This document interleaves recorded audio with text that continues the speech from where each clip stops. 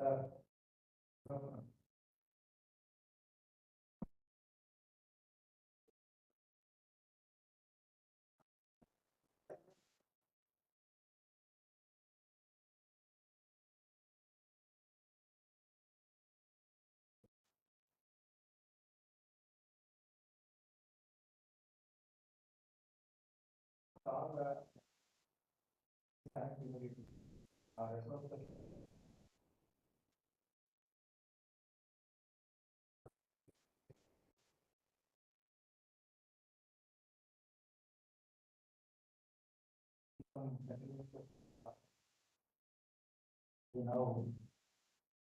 discuss about the issue of the rise in the growth of public policy and the language.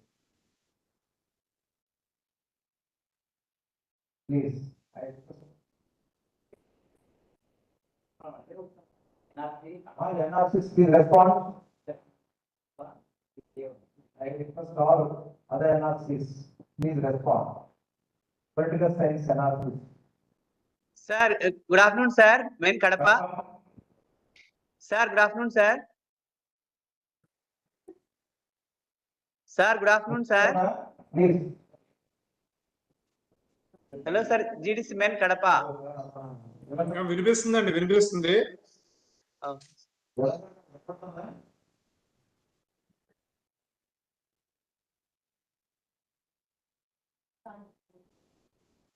Ongole, Kadapa,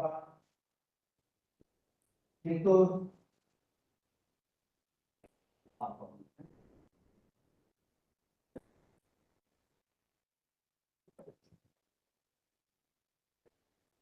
okay.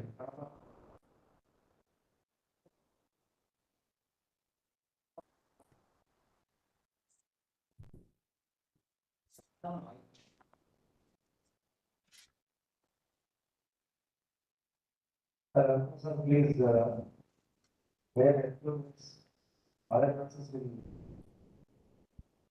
come the stage.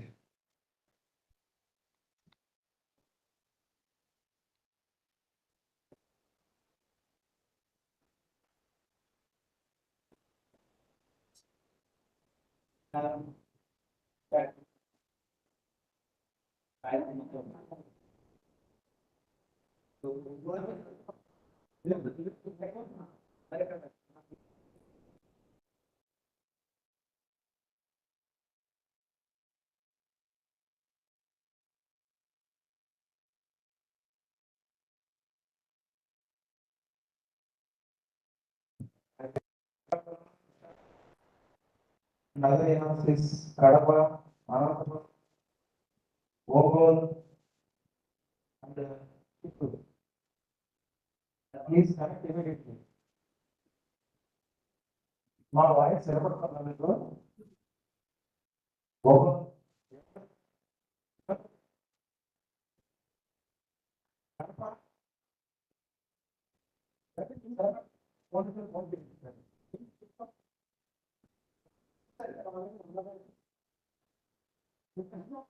Chittoor, please respond.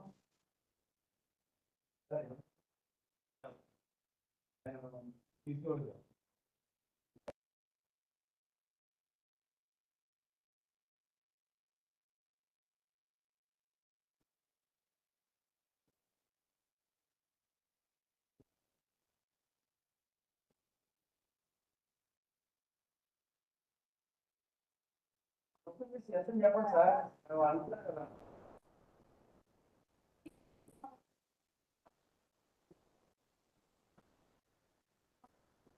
వినపడుతుందా? మరి అదే నేను దాకా చెప్తున్నా respond అని. మరి మీరు ఓపెన్ చేయగలిగి అన్మ్యూట్ చేసుకుంటే కనపడుతుంది కదా.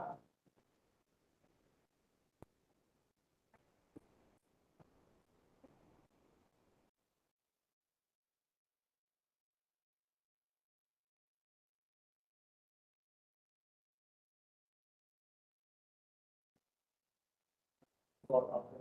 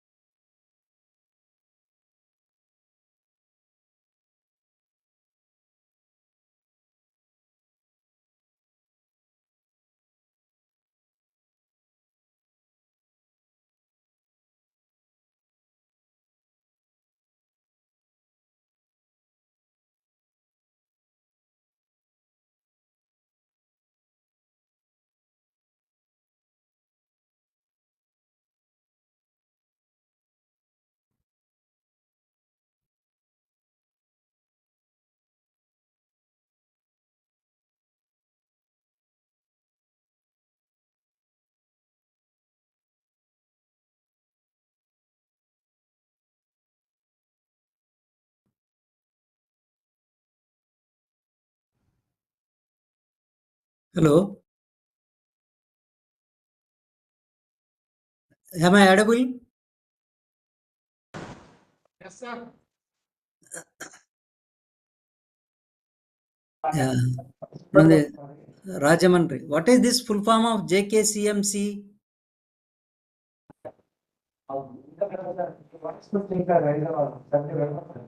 Please. From Rajamandri, some of you can respond. What is this JKCMC? Sir, we understand, but why is not? Your voice is not clear. Sir, Am I Nodal audible? Knowledge Center Monitoring Cell, sir.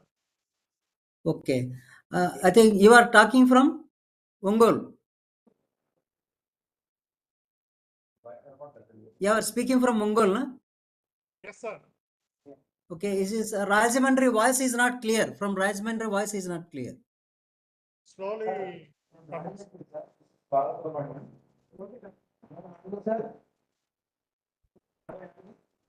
From Rajamandri, it seems there is a breaking of the voice.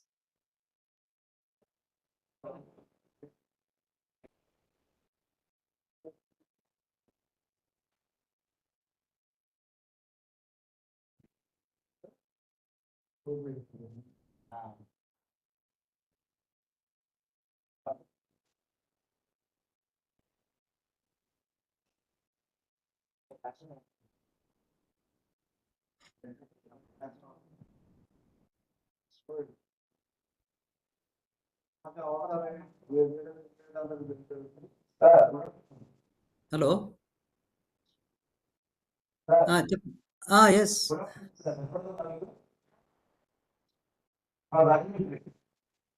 Yeah, Rajamandri, still the voice is not clear. Am I audible to you? Am I audible to the participants from Rajamandri? Yes, sir. You are audible.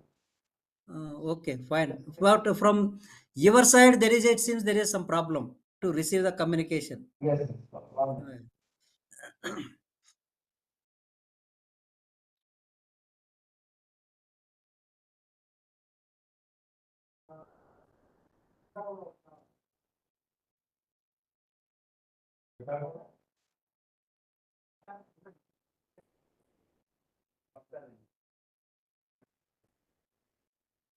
Good.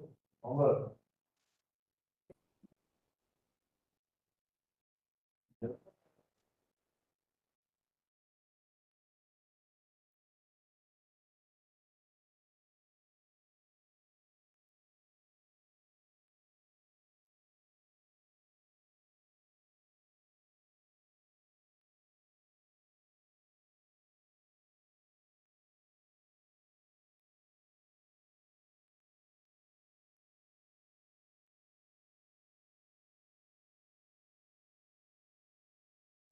The voice mute loan, sir. Okay. So am I audible to participants of Anantapur district? Yes, sir. Audible, sir. Yeah, your voice is also clear. Okay, sir. Thank you, sir. Anantapur is clear, Ongol is clear. And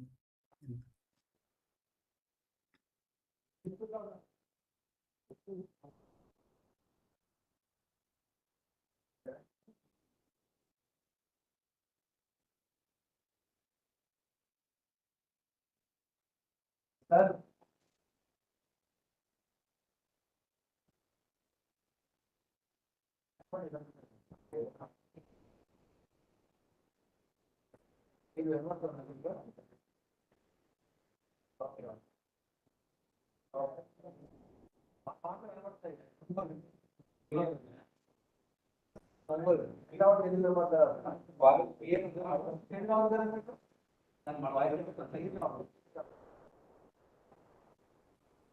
Ongole వాళ్ళు ఫ్రీగా ఉంది voice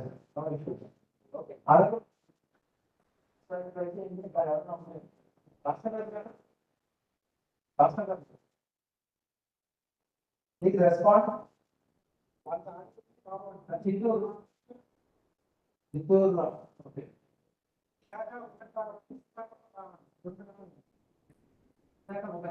Visakha mobile NRC, Santa, please respond.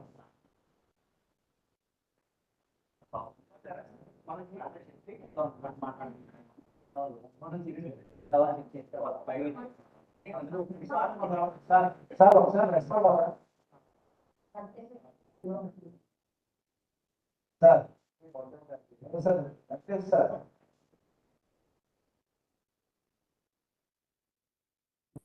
Sir please respond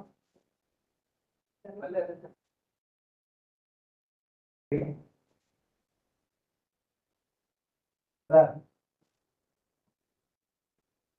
Hello, from you are calling me. Sir sir You want to talk to me? you are also audible, but sir, we are audible or not, sir? No, I can't hear you. I can't hear you. You are I not can't hear you audible. anything from Rajamandri. Okay. You have received the voice. Just one second. You speak out, sir, please. You are audible to us. Sir, you are audible to us. Yeah, but okay, shall I start? Or you want to wait? Start, sir. Do you want me to wait for some more time? Shall I start? Wait a minute, sir. Our Sita Maharshi madam will listen to you.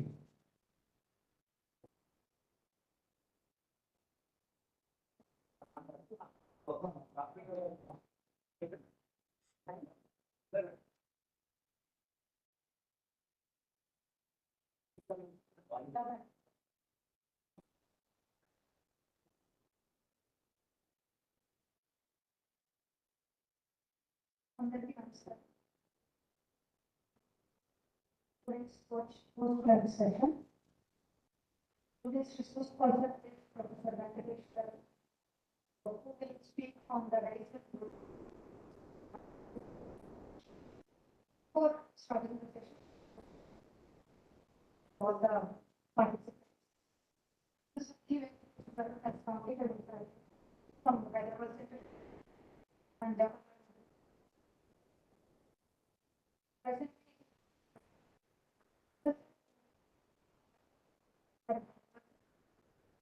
he is also CSDS, located in Nepal.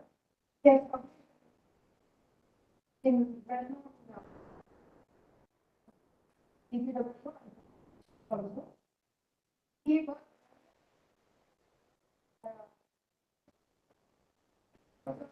and he has projects.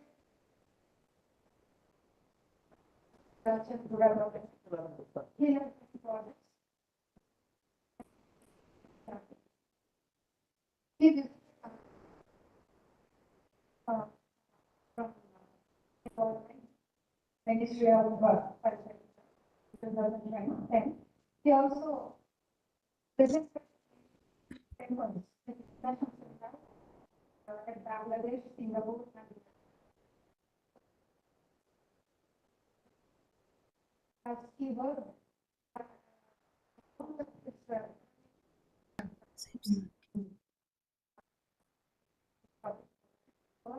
he has this implementation of all. So I will give it TOT to the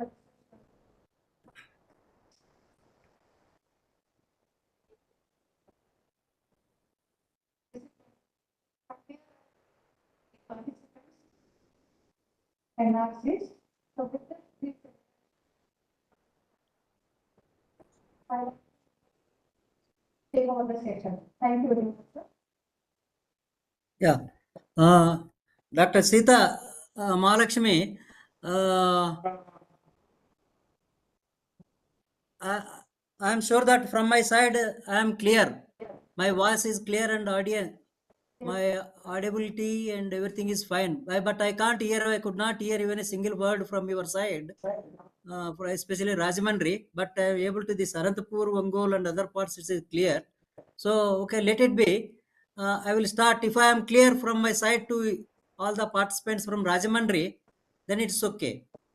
Yeah.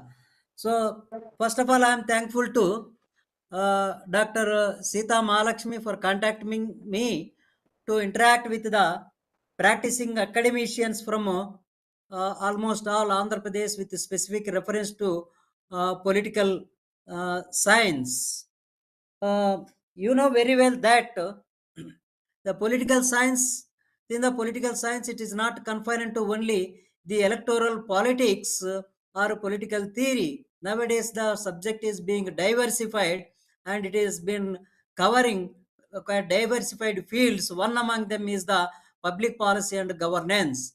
So, I have been focusing for the last few years on public policy and governance. These are the two important courses I have been teaching and conducting the research as well as electoral politics while being part of the Center for the Study of Developing Societies, Lokniti. So Dr. Sita Mahalakshmi asked me to talk on public policy, and I thought that since you are all the serious academicians and public policy is becoming one of the most important subgroup within the political science, so and most of the degree colleges and universities, the subgroup is not yet familiar. So therefore this would be the most appropriate and relevant topic for the faculty members of Andhra Pradesh.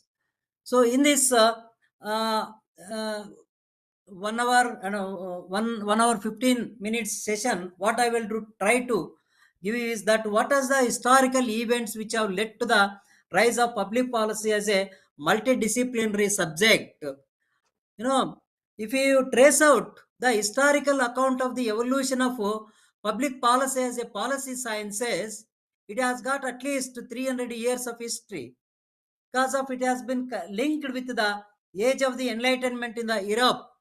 So that was the beginning of the, because of the age of the enlightenment has provided a new direction for the entire world. So therefore, almost 300 years of history and major historical events which have led to the rise of the policy sciences. So that is my basic purpose in this context. I will be speaking about the four important phases. Phase one, the the status of the policy sciences before the age of the enlightenment, then after the enlightenment, then post Second World War, that was in the post Second World War, Harold D. Laswell has been contributed a lot. So therefore, it has been continuing as a subject and it has been taking a different directions. It has been taking a different directions. And in the context of the post-globalized phase, and this has been emerging as cutting across the discipline, whether it is a biological science, pure science, engineering science, space science. So it is not confined only to the students of the political science or the economics or sociology, because everyone is talking today. When you look at the policies which are being designed both at the national and international level, you must have heard that there has been a space technology, space policy, the engineering and science technology policy, then reference to the nanotechnology policy, solar technology policy. So therefore, that is why the it has been emerging as a multi-dimensional discipline. Nowadays, everyone, if you look at Indian Institute of Science, Bangalore, they have got a center for policy research, center for policy research. So then, what is the relevance of policy in Indian Institute of Science, Bangalore? And at the same time, when you look at the Hindu newspaper, the famous English newspaper that is known as Hindu, the Hindu also started what is known as Center for Politics and Policy. And then in Delhi, there has been a specialized center in order to provide the policy inputs to the government of India. And of course, recent times it has been facing a lot of problems. That is called CPR, Center for Policy Research. And most of the central universities nowadays, the policy has become an important concern. And today, it is the only one central university that has introduced masters in public policy and governance is Rajasthan Central University. Rajasthan Central University that has introduced MA in public policy, law and governance. That is the only one university. Otherwise, in all other universities, you have the courses. We have some courses on public policy that is not at full-fledged post-graduation. But of course, the private institutions, public-private partnership institutions like Indian Institute of Management, Indian Institute of Technology, that has introduced masters in public policy, and they are charging about 25 lakhs for 2 years MA. 2 years MA in public policy. Indian Institute of Indian Institute of Information Technology, they are collecting about 25 lakhs. Then Jindal is also collecting about 20 lakhs for completing of the 2 years MA in public policy. And then Ajim Premji University is also equally charging for completing of 2 years post graduation. And then today's topic, India's chapter for public policy is not my major concern topic. This is just an introduction point of view I have been telling you. And my focus is that historical evolution of the public policy as a multidisciplinary subject.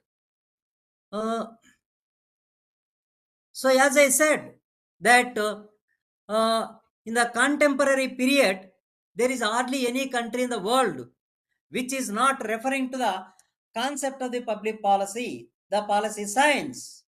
It is because of it is perceiving the both the citizen, the state, and other players have been perceiving that politics is the source of power. The politics is the source of power. So when the politics is the source of power and it is subjected to a contestation, because every citizen, every social group, every identity, every region has got its own right and entitlement in order to demand for it their share in the politics. That means when the politics is the power and it is supposed to be distributed among the different social groups, different citizen groups, and a wide variety of the institutions. So then what is the device for the distribution of the power uh, in the state is the public policy. Therefore, public policy is an instrument for the distribution of the political power. That is what you are supposed to study as a student of public policy, student of political science.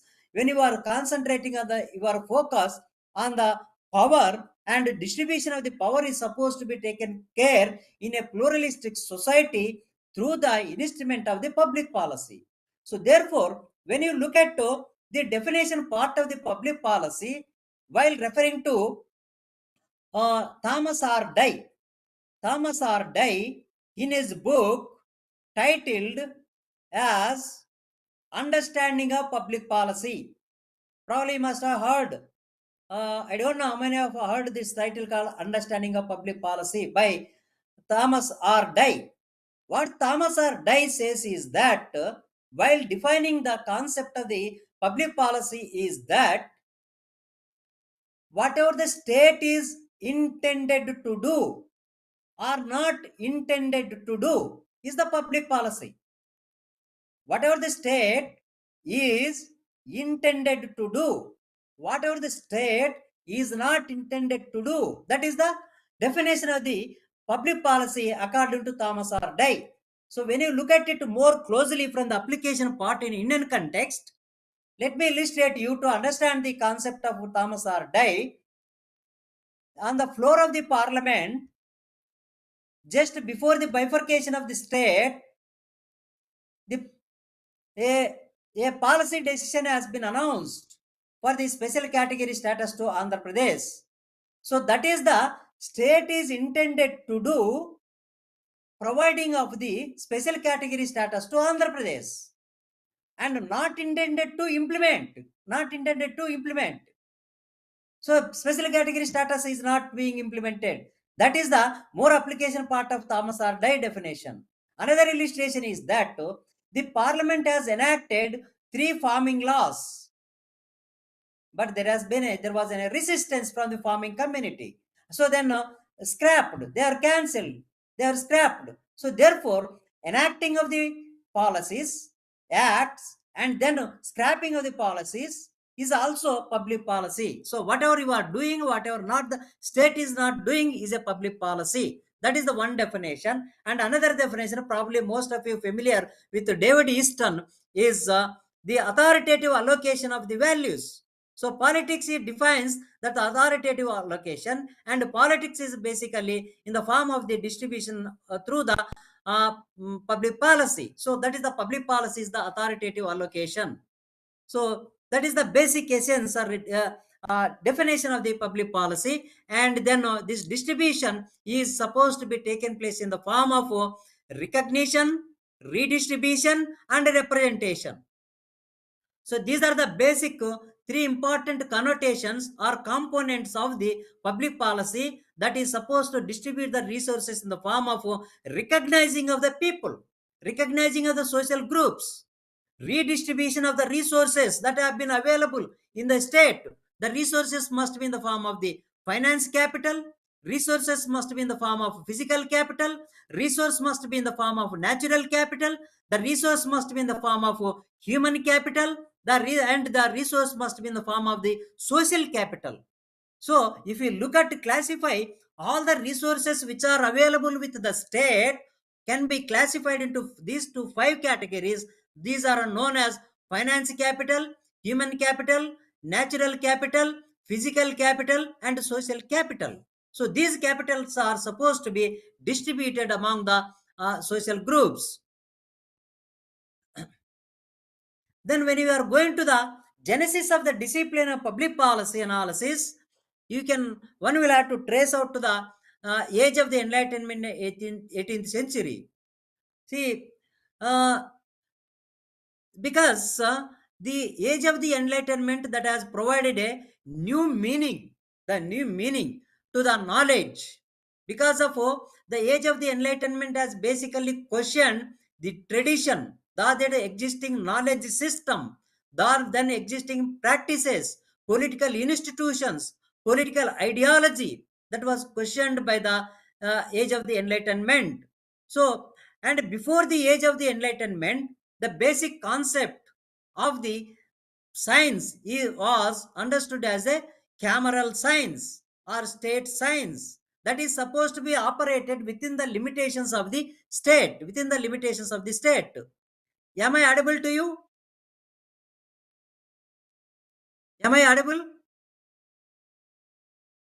Okay, PPT is visible. Sir, okay, Are you sir. able to see the PPT? Please respond someone. Are you able to see the PPT? Sir, visible, sir. Okay. Okay, right. So then the age of the Enlightenment that has said, it has provided a new meaning or new concept for the knowledge. Knowledge is social knowledge has got a social purpose. What is the social purpose of the social knowledge? Is to working for the betterment of the society, to improve the society, the societal relationships. Before the age of the Enlightenment, basically it is understood that knowledge is basically for the sake of the knowledge. Knowledge is for the sake of the knowledge. Knowledge is for the purpose of the state. Knowledge is for the purpose of the rulers, the monarchical, the prince, the state institutions, the feudal state institutions. So that was the basic concept or meaning of the cameral science. So therefore, the age of the Enlightenment that has redefined the purpose of the social knowledge, and that social knowledge was very much applied in the context of the French and American Revolution, and the idea of the liberty has shifted the idea of the notion of the social knowledge because of the concept of the liberty that has entirely changed the meaning of the state, then cameral science to the social sciences. So when you try to understand the post enlightenment period, the knowledge process, you can come across the major historical events which have produced the different meanings of the or different connotations or components of the social science knowledge. One is the cultural linguistic identity, because the cultural linguistic identity was needed in order to trace out the commonalities in the process of the rise of the nation state unification process. German unification, Italy unification, and then many countries in Europe, they wanted the unification process, the justification in the cultural context, the historical context, while tracing out to the anthropological dimension of the uniformity process in terms of language, in terms of culture, in terms of habits, and several indicators in order to form for the formation of the nation state. So cultural unity was the basic aspect that has emerged as a theoretical aspect as part of the social science knowledge soon after in the process of the advancing of the age of the enlightenment. And then socio structural location, that is what the sociological dimension in order to understand the different classes in the society, different social groups, the ethnic groups in the society. Then third important one was the rise of the rational choice approach in order to understand the economic relations in the society, that has been focusing upon that every individual must have the freedom, every individual must have the choice, so that that individual choice, individual interest, the in the process of production, providing of the services, that leads to the fulfilling of the collective interest. So that is the another stream of the knowledge that has emerged in the post age of the enlightenment. And then behavioral statistics, that was needed in order to aggregate the individual opinion, aggregation of the individual opinion. So this is the one important stream of knowledge system that has been emerged as part of the social knowledge to improve the contribute for the better formation of the social relations, human relations in the society. And subsequently, over a period of time, in the 19th century itself, we can come across the rise of the series of institutions in order to provide the empirical knowledge system, the empirical social science knowledge. So whatever the three concepts which I discussed in the previous slide, they were all theoretical concepts.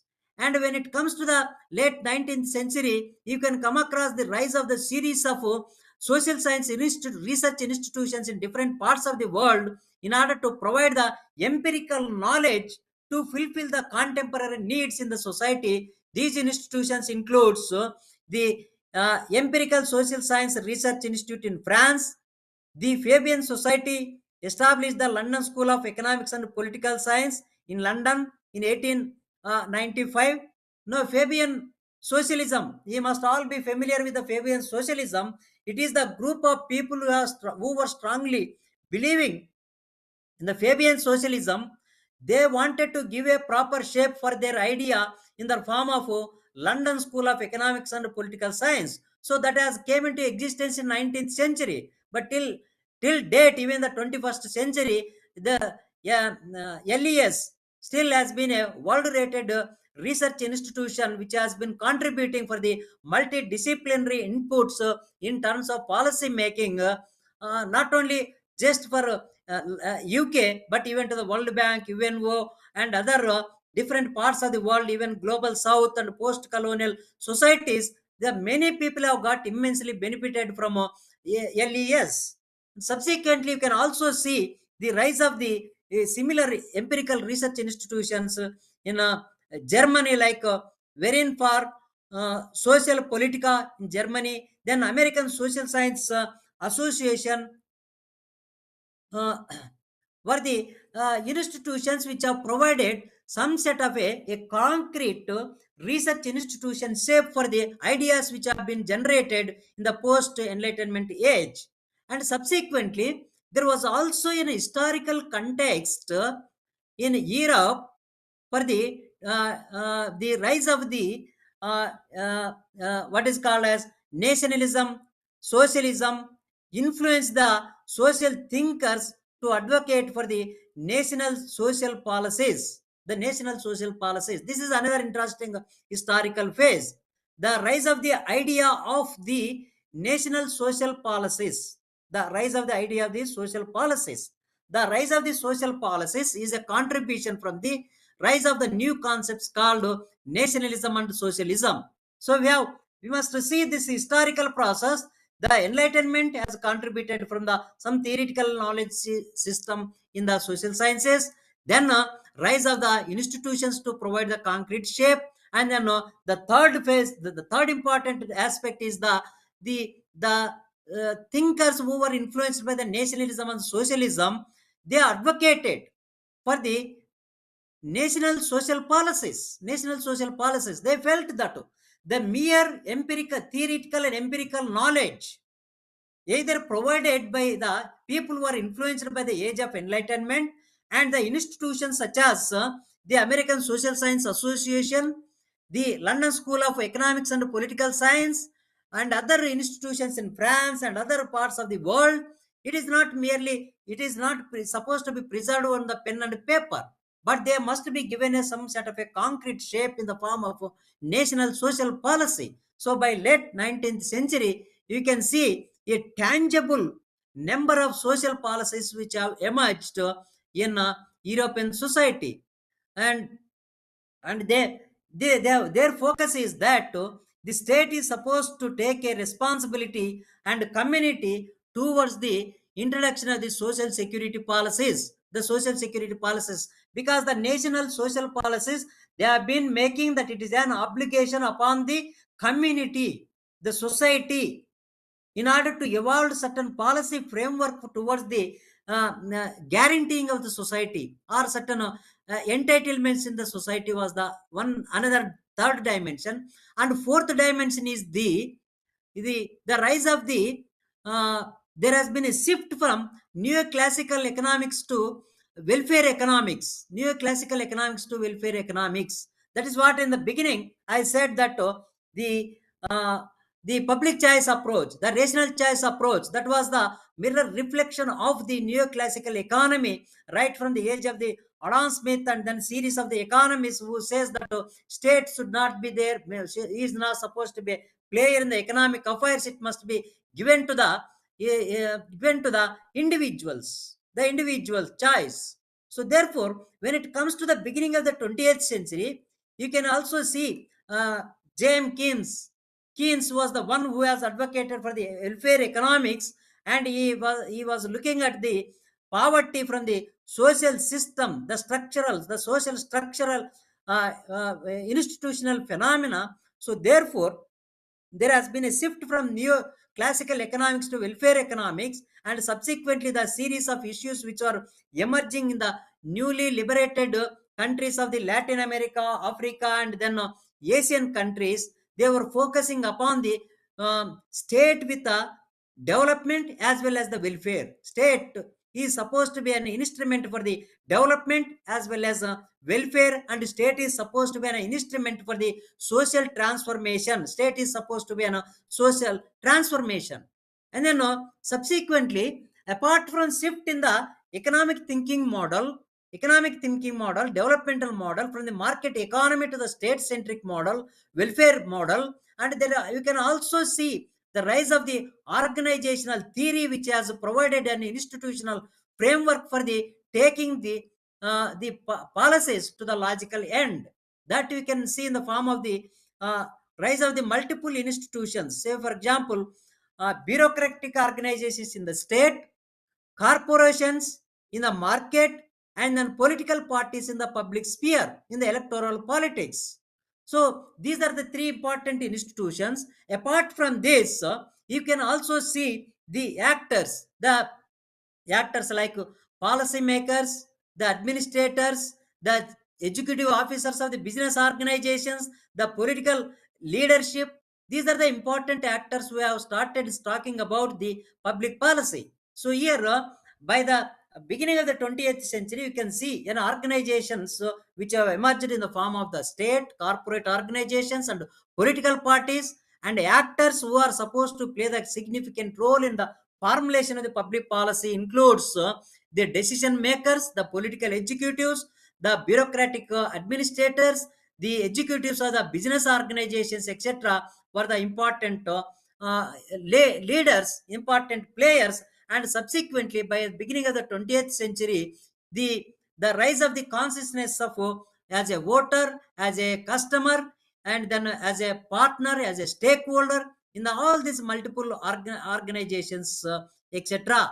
So while apart from this, in this context, apart from these four dimensions or four factors are which have provided a shape to the social science knowledge and also prepare the ground for the rise of the public policy is then the new research methodologies, the social survey research methodology is also another important factor which have led to the rise of the social science knowledge and then prepare the ground for the policy science. So therefore, by the from 1950s, more specifically in the post Second World War, you can see in the when you are browsing the literature and the policy sciences, one of the major contribution that has coming from the thinkers like Harold D. Laswell.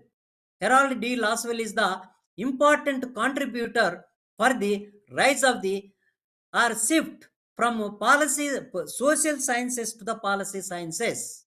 He was the instrument. So Harold D. Laswell is father of policy sciences. Policy sciences. He was the first one to uh, characterize social sciences as the policy sciences.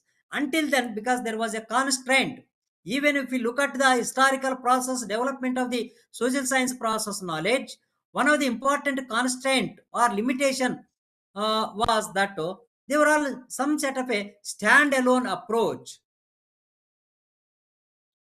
There was a standalone approach because of economists were not joining with the sociologists, sociologists were not joining with the political scientists, political scientists were not joining with the anthropologists, anthropologists were not joining with the some other expert. So therefore, that standalone approach, silo approach was existing. There was a lack of convergence in terms of knowledge.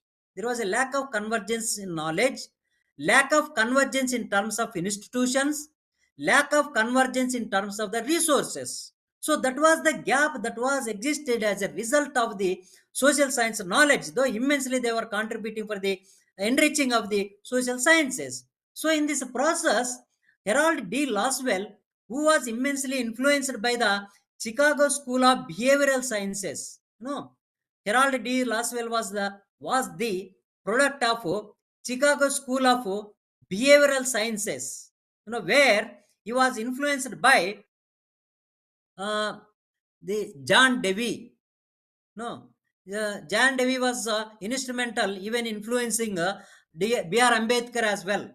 He wrote something very interesting book on education system, the education.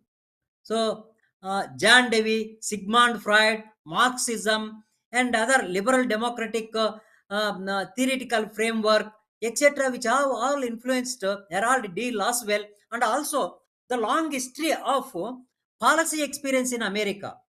Right from the success of revolution, then commencement of the Constitution of America, and then because in America there has been accommodation of the different social groups, they have introduced the public policy, and the public policy has got a long history. So that all this in a cumulative manner, apart from the factors which are existing right from the post Enlightenment age, the rich experience of America, the influence of the Chicago School of Behavioral Sciences, which all together have produced an eminent thinker called Harold D. Laswell. He has coined social sciences as a policy sciences in order to save the democracy. The basic purpose of another historical event which have motivated Harold D. Laswell to advocate the policy science is that he wanted to protect the democracy, because at that point of time in post Second World War period, there was a very big threat to the idea of democracy from expansion of the Bolshevism, communism on the one hand, and then expansion of the Nazism, fascism on the other hand. So he thought that these are the very big threats to the idea of democracy.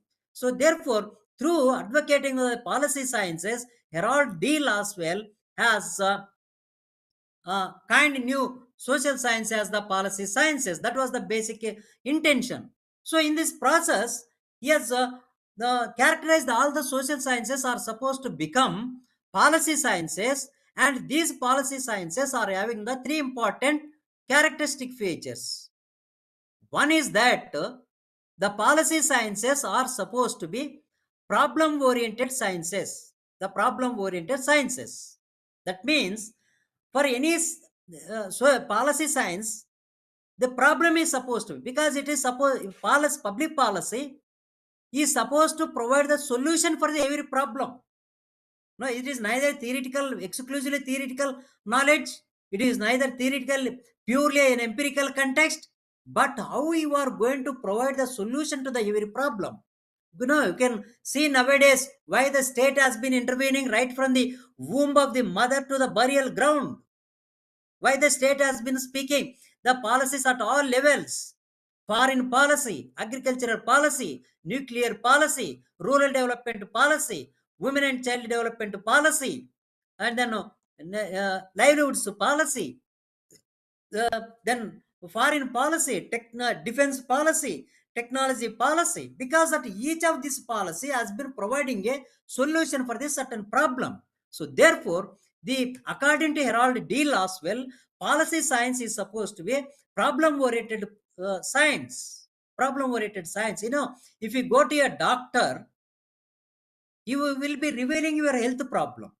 The doctor is supposed to provide you the solution for your problem. The doctor is supposed to provide you the solution. Similarly, a policy scientist is not supposed to confine only for understanding of the problem itself, but providing of the solution. No, that is why doctor has been measuring while using of the stethoscope, thermometer, and other very wide variety of the tests to conduct what is the status of the health of a person, health of an individual. No, similarly, a policy expert, policy analyst is also supposed to find out the problem and provide the solution. So that is the one of the important dimension of the policy sciences as far as Harold D. Laswell is concerned. Then second one is normative approach. Normative approach. The policy science is not free from the values. Like behavioral sciences that says that the social science knowledge is supposed to be value free, value neutral. But the policy science is not taking any the stand of the positivist approach. Positivist, it says that there are certain norms, values which must be measured, which are supposed to be incorporated while thinking, while addressing a social problem or any policy problem. You are supposed to look at it from the value dimension point of view as well. So therefore, the policy science has been taking into account the values, the normative dimension, the theoretical aspect as well. And then third one is the interdisciplinary perspective, the interdisciplinary aspect. So the policy science is not a standalone science. It is interdisciplinary. Therefore, even if you look at the new education policy 2020, it was the first institutionalized document that has been focusing upon the interdisciplinarity and multidisciplinarity aspect. That means knowledge must come from the different disciplines, from different dimensions. It is not the only one discipline that is going to provide you the absolute knowledge, but everywhere there are gaps. These gaps are supposed to be filled. That is the convergence. In terms of the knowledge is supposed to be converged from different disciplines, whether it is a life science, biological science, engineering science, whatever the science. So recently one student, while addressing in an engineering college, a student has asked me that a question whether social science is great or pure science or engineering science is great. I asked him a counter question. You must tell me whether politician is great or engineer is great, or politician is great or a doctor is great. And he said that both are great. Because doctor is great in his own field, engineer is great in his own field, politician is great in his own field, but we can't judge any who is the great and who is not great. Then that student himself has replied. Then I told him that here there is no uh, great centric knowledge system, great centric individuals. Probably the scientist Albert Einstein must be great for his field, but at the same time, there is a boundary for the your pure science. There is a boundary for the pure science. Whatever the great innovation that you discover, whether it is a vaccine during the coronavirus or nuclear energy or solar energy, in that area you are great. Once you discovered something, then it will be entering into the policy arena. The policy is supposed to be, policy decision is supposed to be taken by a politician. The policy decision is supposed to be taken by a politician. So therefore, a nuclear scientist is a great as far as discovering of the nuclear energy, but he or she has got the boundary, and after crossing that boundary, another boundary is called policy boundary has been starting. So that is therefore a, you can't judge whether scientist is great for discovering of the nuclear energy or the politician who has directed to throw the bombs at Hiroshima, Nagasaki is the great. So this is the some set of an enigmatic puzzle. It is a some set of an enigmatic puzzle whether egg is first or chick is first. That is the question which is related to something. So therefore, all the cutting across the disciplines, knowledge is supposed to come together in order to promote the welfare of the society. So that is supposed to be an intention of the whatever the knowledge that in which you pursue. Therefore, any hierarchization of the knowledge. If you study the pure science, you are great. If you study the social sciences, you are second grade. Then if you study the humanities, you are the third grade. There is no any such notion in the knowledge, hierarchization of the knowledge. Knowledge is supposed to be parallel. Parallel knowledge is supposed to be uh, horizontal. Knowledge is supposed to be horizontal. It is supposed to contribute for the enhancing competencies or capabilities of the individual or society at large. Therefore, the Herald D. Laswell has been focusing upon the multidisciplinary, interdisciplinary perspective. And then one of the important idea that has been emerging, probably you must have also familiar with Herald D. Laswell notion, is the policy cycle approach. That is the major contribution that has come from Herald D. Laswell is the policy cycle approach. But the policy cycle approach has been subjected to a lot of criticism in recent times. However, it has been setting the agenda for the entire world. Since 1950s to till date, policy cycle approach has been a dominant paradigm until 1990s. Because in the 1990s, you can see the rise of the new policy paradigms, theoretical frameworks that have challenged the policy cycle approaches as a heuristic one, it is a mechanical one, it is a one-sided one. So that is why the Herald D. Laswell was subjected to criticism from 1990s onwards with the rise of new theoretical frameworks in policy sciences. So that is what he called as the paradigm shift from interdisciplinary aspect to multidisciplinary aspect. So like any other historical stage, there are certain new events which have set the which have prepared the ground for the rise of the multidisciplinary approach for the policy science. So one is neo-institutionalism. The one is neo-institutionalism. One of the important factor that has led to the paradigm shift in terms of the knowledge system from the interdisciplinary approach to the multidisciplinary approach is neo-institutionalism. The neo-institutionalism is basically cutting across the institutions or bringing together the institutions. The institution of the state, the market, and civil society. You know, from 1990s onwards, you are able to see that these are the three institutions which have been struggling for their own space in terms of policy decision. That is as a equal players, the equal players. If we look at retrospectively from 1950s to 1990s, it was the state alone was the dominant player. State alone was the dominant player. Therefore, from 1950s to 1990s, state used to say that I plan, I direct, I provide you the financial resources, I implement, I monitor, I audit.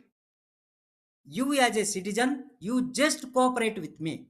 You just cooperate with me. That was the overall developmental strategy of the state from 1950s to 1990s. Okay, state used to say that from 1950s to 1990s was I plan, I identify the problem, I plan, I prepare the budget, I make the institutional arrangement for the implementation, I monitor, I evaluate, I audit. You as a citizen just cooperate with me for this model of the development. But from 1990s, by 1990s, you can also see the rise of new public management theory, neoliberal model of the development. There has been a vehement criticism against the institution of the state from the 3 E's perspective. 3 E's. Anybody is familiar with the 3 E's? Anybody would like to respond? What is meant by 3 E's, full form of the 3 E's?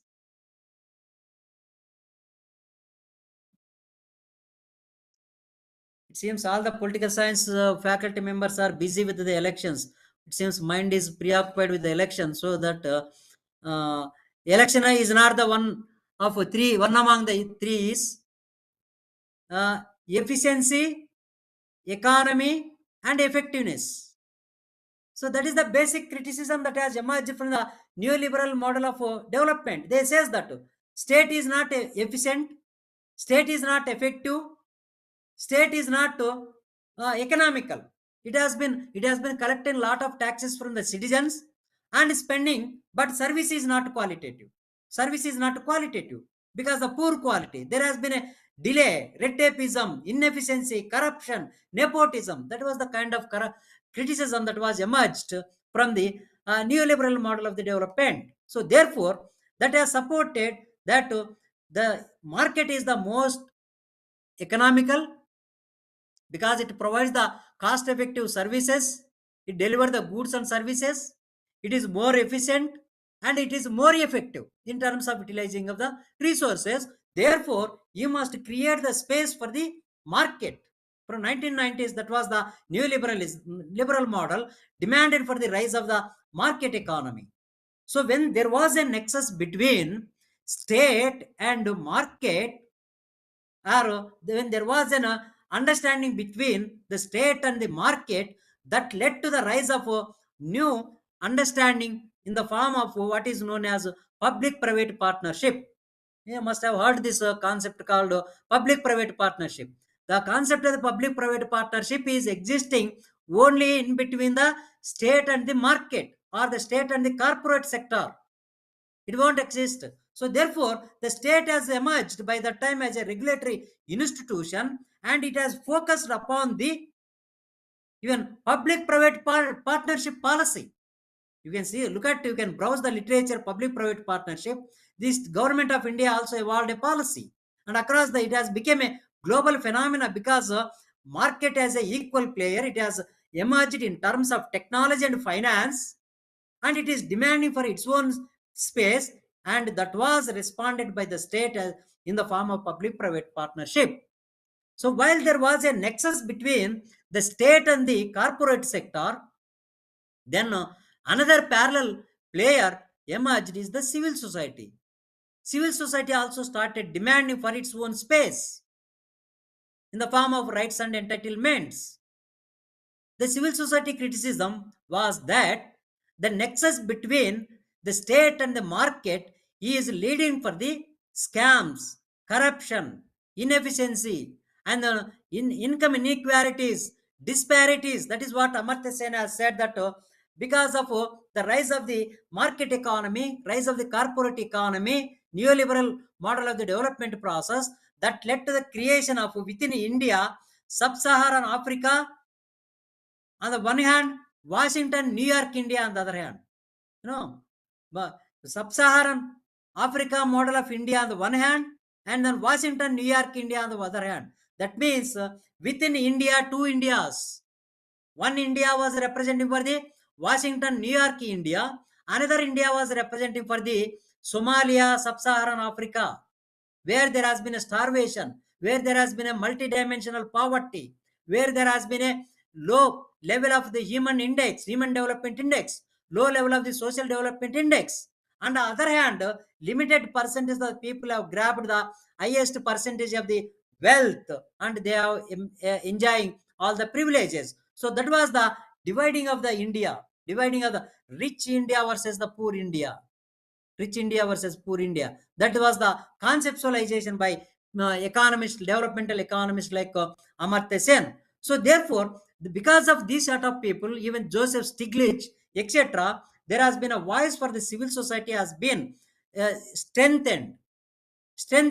So therefore, the civil society has raised its voice for the social development and human development agenda that has become a global agenda. Therefore, the state has to respond and market has to respond, and the state has responded in the form of the citizen-centric governance, and then market has responded in the form of the corporate sector social responsibility. Corporate sector social responsibility. So this is the one important dimension, the institutional shift, rise of the multiple institutions.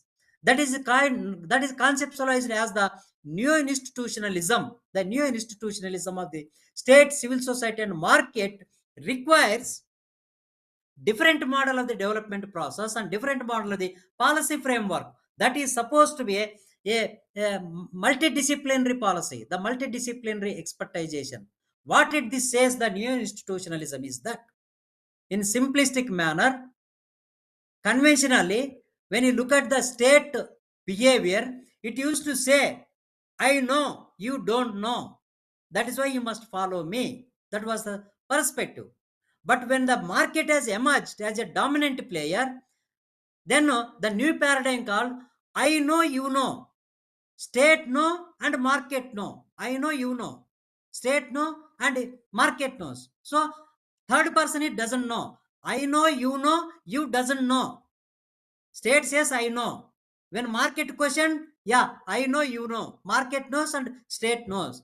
But that fellow, the third one is, another one is, doesn't know. What is that? Civil society.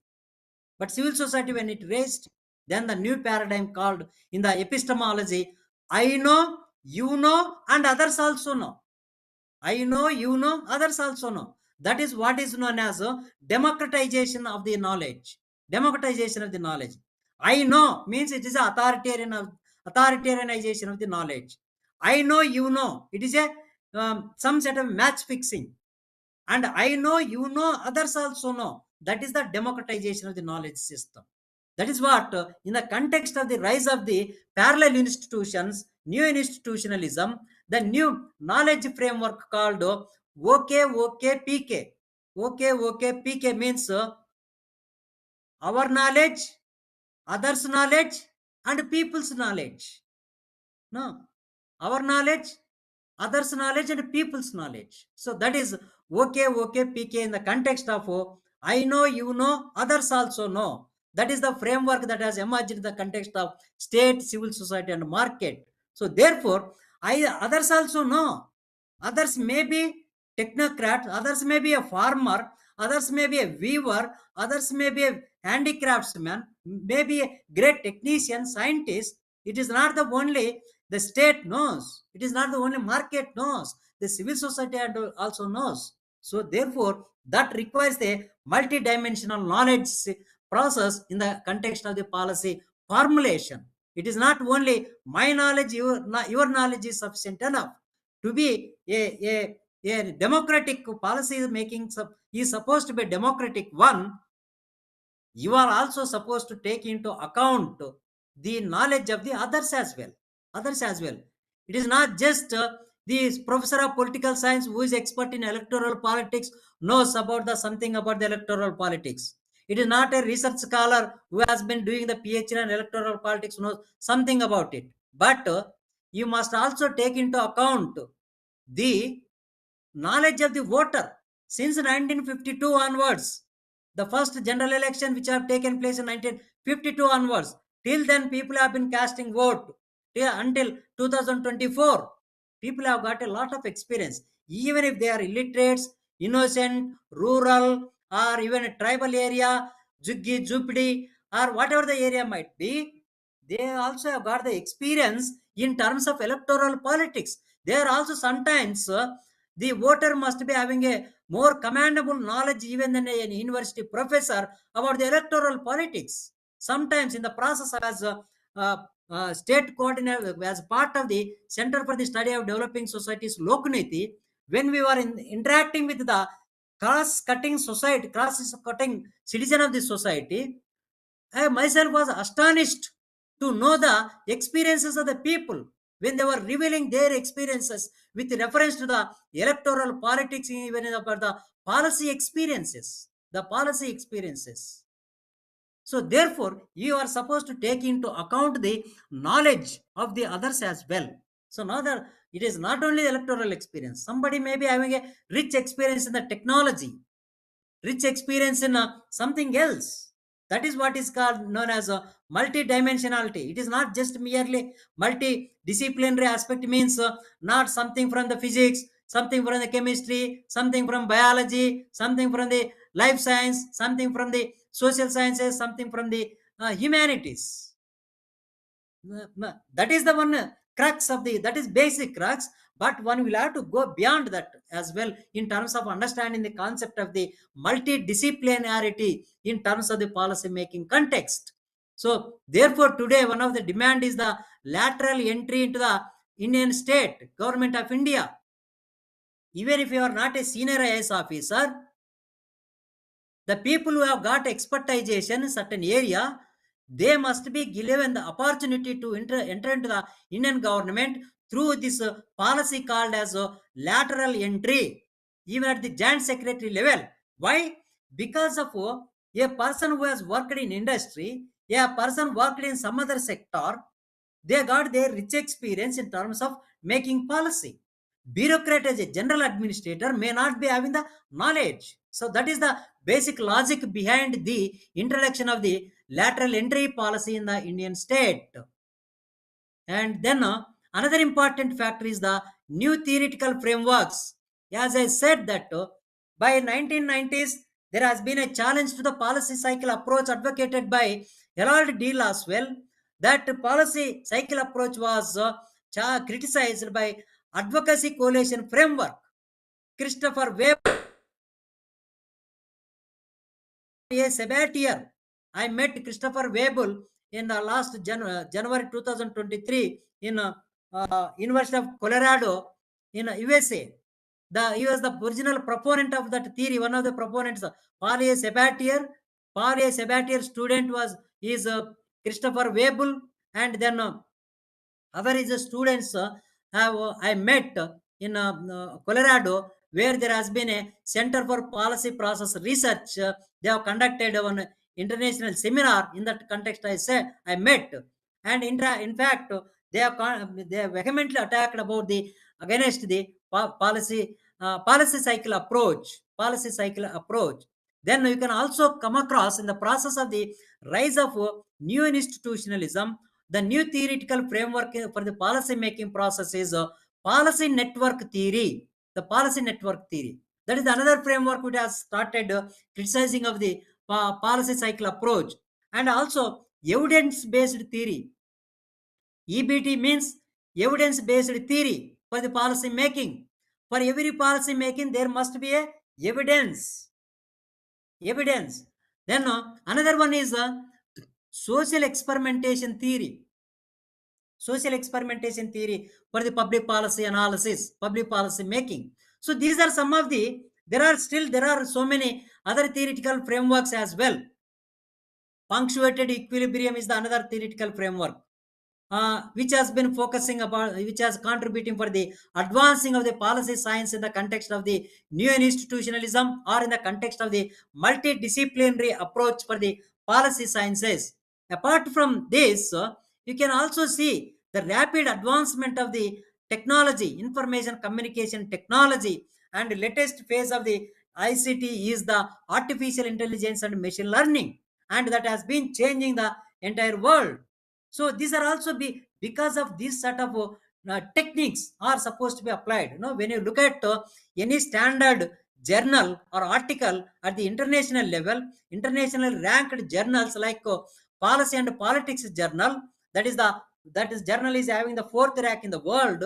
If you look at any article in that journal, it is basically statistics, full of statistics, economic formulas, application of the computer science, quantification models, quantitative techniques. If you, as an expert of the public policy, when you read in these world-rated journals an article on public policy, you won't look like obviously you are a student of political science or political economy. It looks like a theoretical economics, a pure economist, because that is the level. Even if we look at this International Public Policy Association journal, or even if you browse, you can also become members in this International Public Policy Association. While browsing on Google, you can come across the type of the articles which are being published by the world rated scholars on public policy. That is why they are getting a lot of reputation, and even in public policy their names are being referred. Even people like Elinor Ostrom, who was an expert in the area of the public policy and governance, has got a Nobel Award. Even though there is no Nobel Award in political science, she was only 2 people who has got a Nobel Award in public administration, political science. One is just for proposing of the behavioralism, and another one is the governing of the commons by Elinor Ostrom. These are the 2 theoretical frameworks from public administration and political science has got the Nobel Award. So subsequently nowadays, because of the rise of the new theoretical frameworks, their names are also being referred to the Nobel Award as well. Even this advocacy coalition framework, Paul A. Sabatier, then Christopher Webel, these are all people are referred. And then the rise of the International Public Policy Association. It is a professional association. The first president of this association was Paul Guy Peters. He wrote more than 120 books on public policy analysis. In fact, I met him on Singapore in 2017 when there was an international public conference by the International Public Policy Association and at Singapore, and they have been providing an institutional platform, the professional platform for the changing world, emerging new frameworks, new dimensions. So therefore, these are the factors which have been setting for the uh,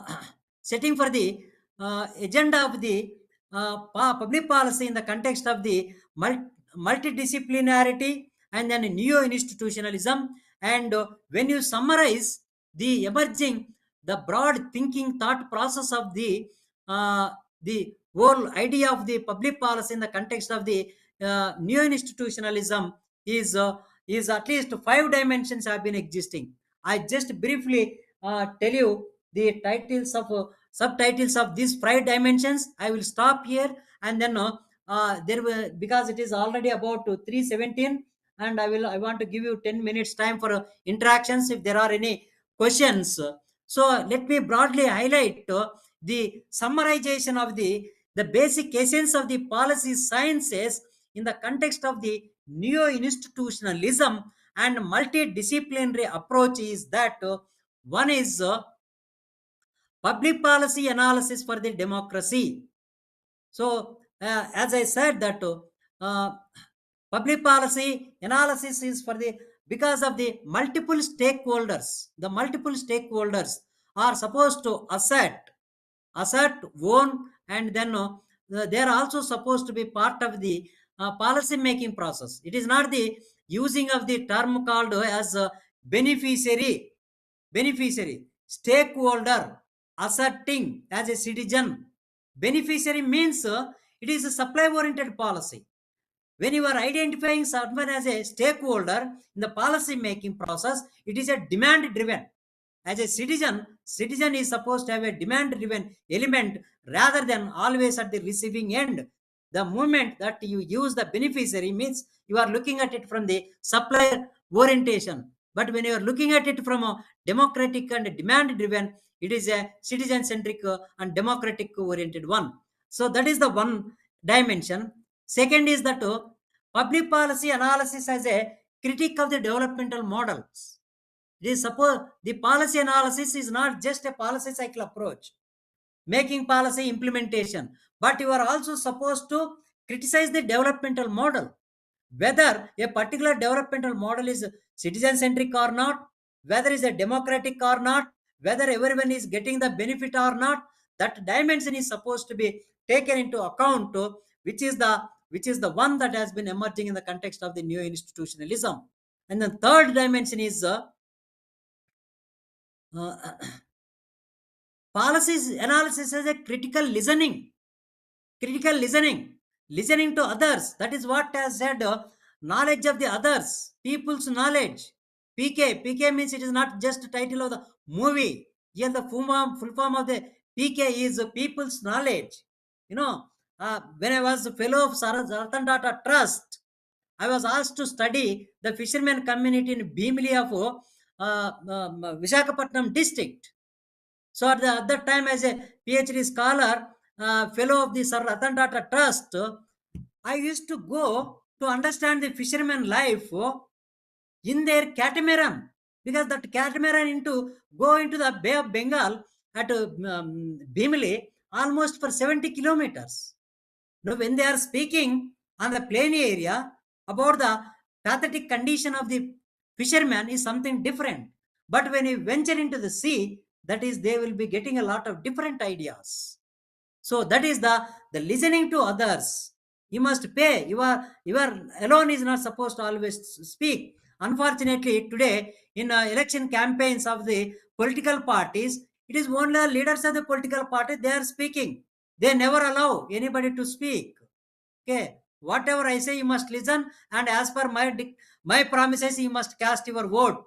It is not only Andhra Pradesh, of course, this is the nationwide phenomena in electoral politics, but in the policy making process, a bureaucrat, an academician, a policy maker, a policy analyst is supposed to listen to others, even if there are something critical that you must take into account. It is not the only positive dimension.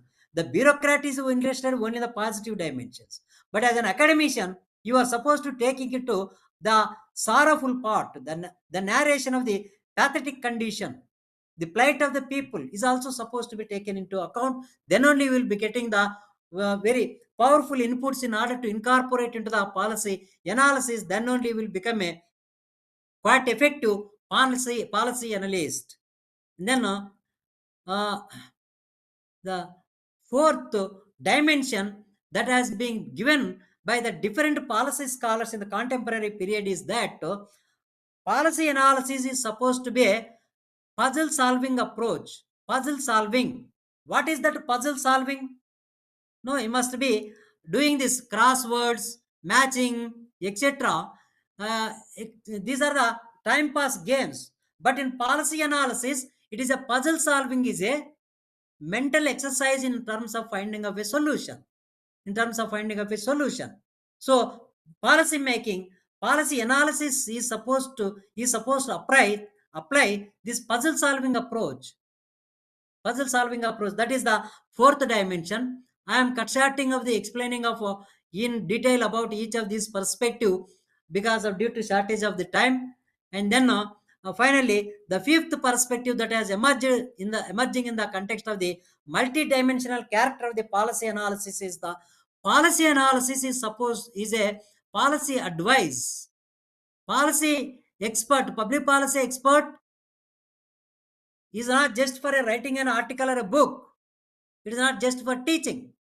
Now, why there has been a Prime Minister Advisory Council? Why there is a need to ICMR, Indian Council of Research, Indian Council of Medical Research?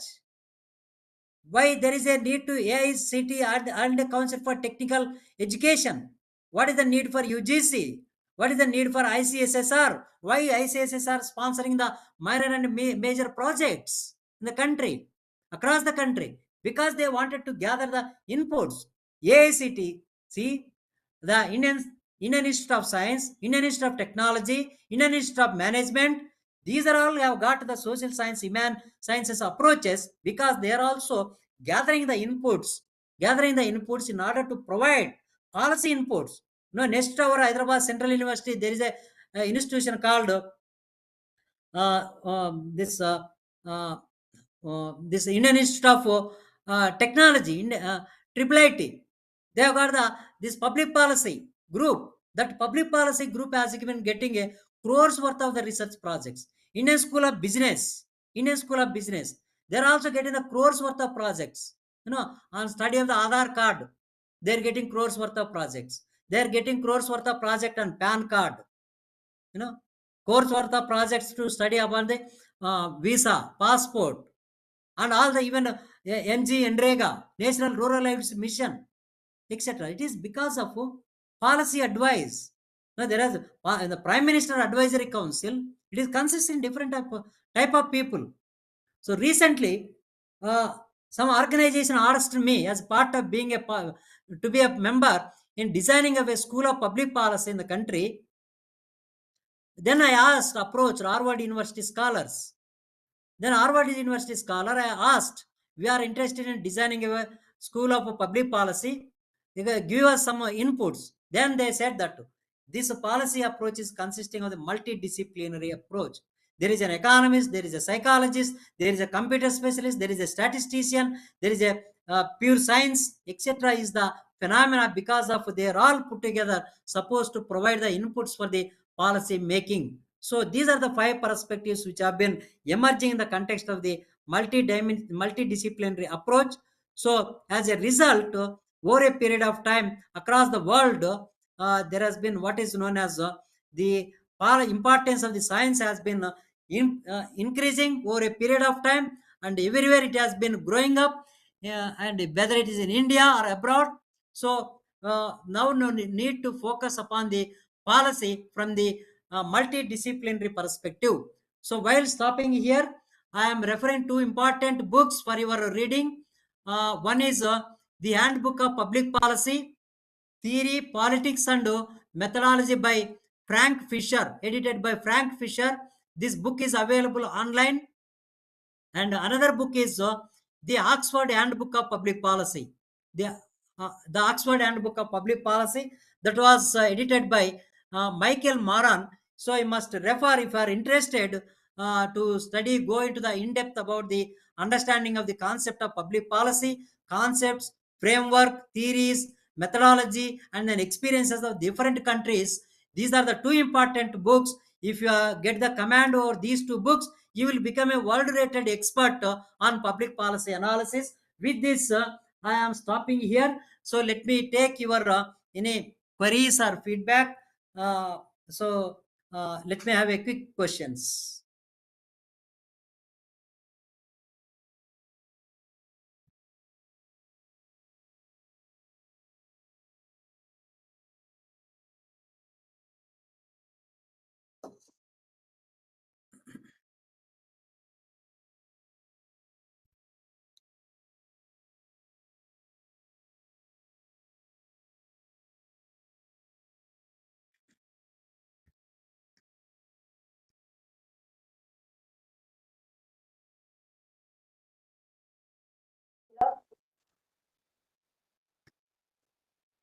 Thank you.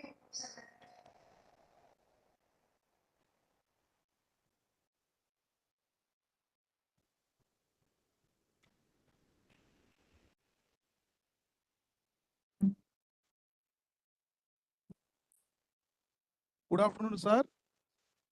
Yeah. Sir, good afternoon. Yeah, good afternoon. Sir, I'm Dr. Ramesh Babu, Assistant Professor of Political Science from GDC Women, Vizag, sir. Okay. NRC Vizag. Okay. Sir, since developed countries started their making a public policy 100 years ago, still our politicians, our political system is unable to formulate a good policy for the needy. Since we are lecturers to teach to the students who are going to become the future of India. As teachers, how should be our strategy to guide the students go through the public policy, sir? This is our, this is my submission to you. It is not a question, it is my submission to you to know the response from you, sir. Thank you very much. No, it is quite valuable query. So, in fact, this is a very important one. How to go about it study, because there has been a growing interest in public policy and governance in the country. But when you look at the literature point of view, there has been a dearth of the literature. If hardly you can, if I ask you that who are the prominent political scientists in the country, everyone can tell us that more than half a dozen or 1 dozen people. But when you ask this question, how many public policy experts are there in the country? As an academicians, hardly find out except Kuldeep Mathur and here and there. And in fact, one way of this is that what is the experience of the Western countries? Because America has got more than 200 years, right? From commencement of the Constitution itself, they have adopted policy framework, and then that is the long experience. There are different historical trajectories, phases in America, and in fact, in this book, this Handbook of Public Policy, Volume 1 deals with the conceptual and theoretical framework. Volume 2 is about the experiences of the different parts of the world, whether it's the UK, France, Netherlands, Scandinavian countries, and then Kuldeep Mathur chapter on India is the one of the important. Then that is the one aspect. Second is that latest theories, but you must come out from this policy cycle approach dimension. Focus on the latest theories. For that, there has been a lot of plenty of the literature. You must go to this website called International Public Policy Association. You become a member, and you must also attend some of the conferences of that association, so that you will be know. And then third one is the methodology, because three important from the academic point of view. One is theory, second is methodology, and third is empirical data. So these are the three important components which must be imparted into the minds of the young generation in order to produce them as the best policy analysts or policy advisors in the country. Recently, sometime ago in Hyderabad, there is a what is called as a Kautilya School of Public Policy under the Corporate Education Institution Management. Then 3 days ago, I was in Jaipur. The moment when one of the student, I have taken one class in Kautilya School of Public Policy. Then in my WhatsApp status group, I updated what I was in Jaipur. Then that she has seen that I am in Jaipur. Then she immediately called me. Sir, did you recognize me? I have attended your class and I saw in WhatsApp, and then therefore I am calling you. Then I asked that she is a Telugu woman. What are you doing in Rajasthan? You have completed then she said, after completing my 2 years MA in public policy, and then the chief minister has constituted a policy advisory group. Now I am one of the member in terms of providing of the academic inputs at the state level to the chief minister Pesi. Really, I wonder. This is quite an interesting experience. And in fact, I have taken only one class, but she was still remembering. And the moment on which she has revealed her work site, workplace, what she has been doing right now, that is the one of the important achievement of the policy experts. We need the policy analyst. In fact, even at Telangana State Higher Education Council, as a subject expert, I was also a member in introducing public policy. Though I am from Andhra Pradesh government only rarely invites for this sort of lectures. Andhra Pradesh Higher Education Council, we have designed this public policy as the course. Then now they are becoming the policy advisors, not necessarily only at the state level, at the district level, for the providing the inputs for the MP, MLAs, even Jilla Parishad chairpersons. They are all engaging these people who have been become the experts. So that is the one way of more theoretical and empirical, as well as creating the employment opportunities for the students. So and establish the link electoral politics, public policy, and governance. That is going to be the one way of looking at it. Okay, next, any other query, please?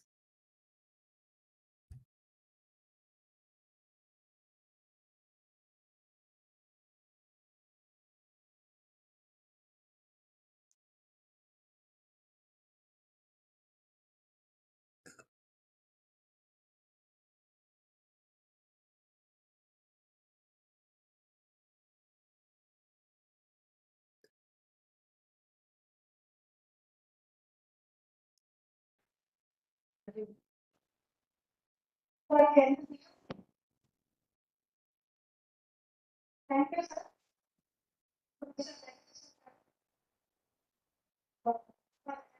sir. Dr. Sita, I can't hear you anything from you. Institutions that is state to education and now as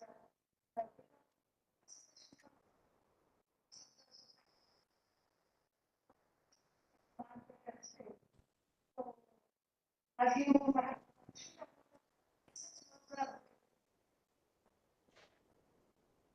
they are market sources. Yeah. But my question is how Yeah. in policy and policy because for policy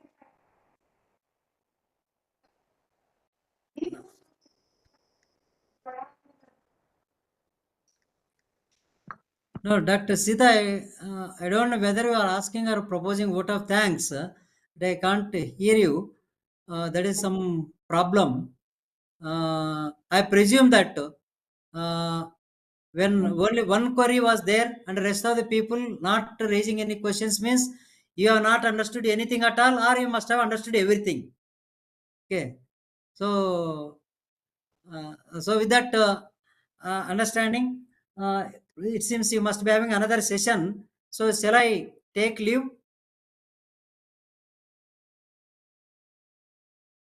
so interest Sorry, Dr. Sita, I can't hear you. I'm not able to hear you anything from it. There is a problem. in this Okay.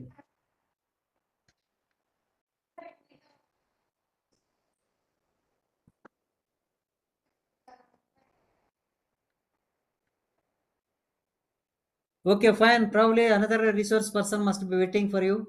It is already, you have grabbed 6 minutes of time of the another resource person. Okay, see you. Bye. I wish you all the best for enhancing your capabilities and making public policy and as one of the most interesting discipline among the younger generation of Andhra Pradesh. Thank you. okay. Namaste. Thank Bye. you.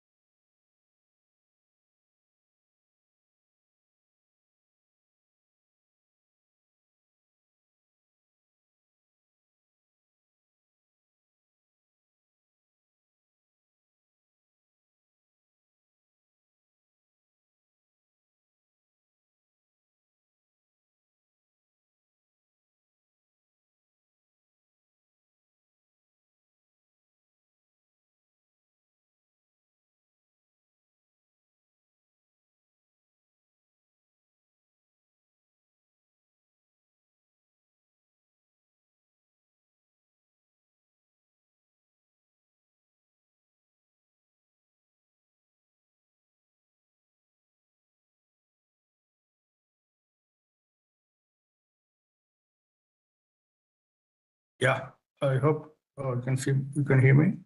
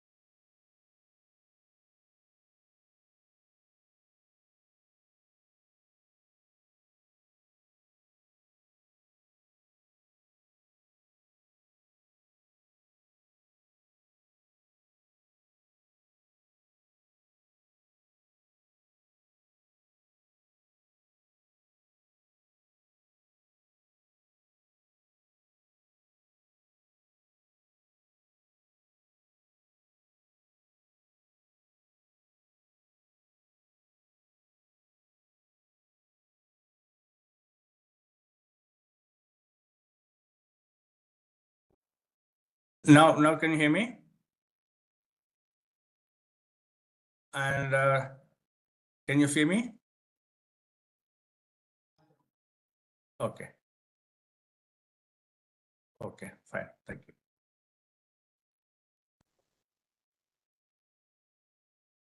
Sorry, is it audible? Hello? Hello? NRC Rajmundry, please respond.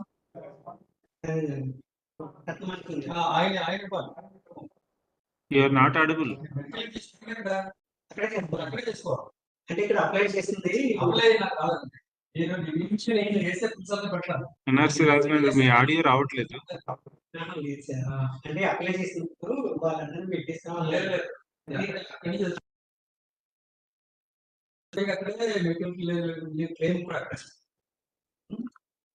రావట్లేదు sir, Rajahmundry రావట్లేదు.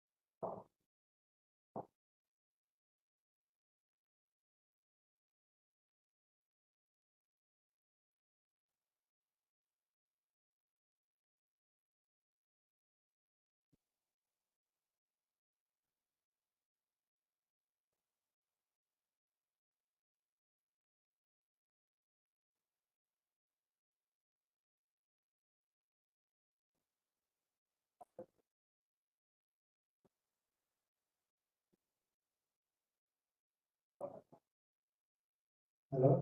Is Rajmundry? Rajahmundry continue మాట్లాడండి మీరు. Is it call? Hello Is Rajmundry audible? Sir, voice break అవుతుందండి. Hello? Voice వస్తుంది కానీ break వస్తుంది, మధ్య మధ్యలో బ్రేక్ అవుతుంది. Audible? క్లారిటీ లేదు, అసలు వాయిస్ క్లారిటీ లేదు. Hello? Is it audible? Hello, Is Rajmani audible? hello. Sir చెప్పండి Okay, sir. Shall I begin the session, sir? Sir 2 minutes sir Okay, sir.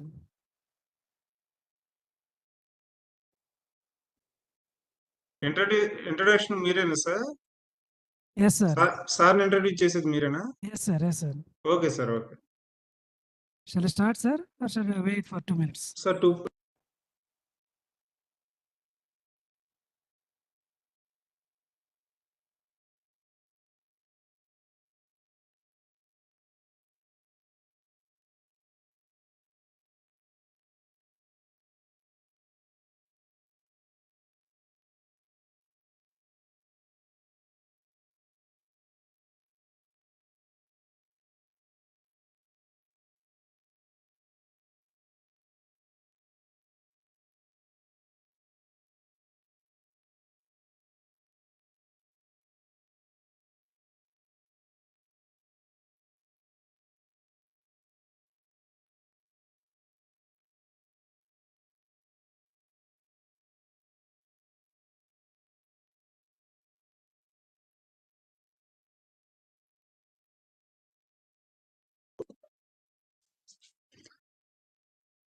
Hello sir am I audible sir Yes, sir. sir please introduce our resource person today to our participants sir. Okay, sir. Good afternoon to all. Today it's my privilege to introduce Dr. Gadde Om Prasad, sir, from Center for South Asian Studies, School of International Studies, JNU, New Delhi. Dr. Gadde Om Prasad, sir, did his PhD from South Asian Studies in School of International Studies, JNU. Sir did his MPhil from the same department. He did his Masters in Political Science from the Department of Political Science from University of Hyderabad. His areas of interest are energy sector cooperation in South Asia, sub-regionalism and Northeast India, political economy of South Asia, multilateral agencies and developing countries, regional security, India's foreign policy. With these few lines, I would invite today's guest speaker to give his remarks on this topic. Welcome you, sir. Thank you so much for the introduction. Good afternoon and namaskar to one and all present there. First of all, to begin with, let me express my gratitude to the organizers, and special thanks goes to the Communist State of Collegiate Education, Andhra Pradesh, for giving me this opportunity to interact with you all. Let me also express my thanks to Dr. Babji for coordinating this program and also coordinating with me for this lecture. Let me present on the topic, that is the continuity and changes in India's relations with the neighborhood.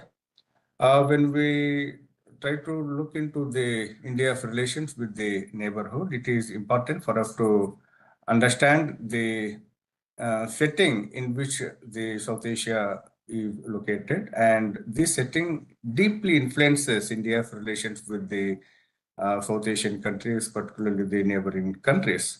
So when we look into the various settings that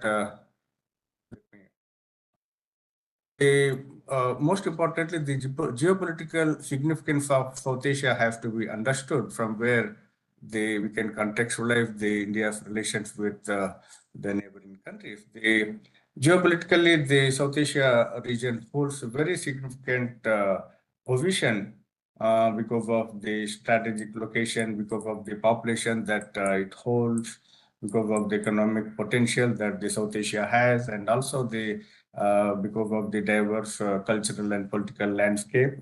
So all these factors are very, very significant in determining the political setup as well as the foreign policy setup of the India.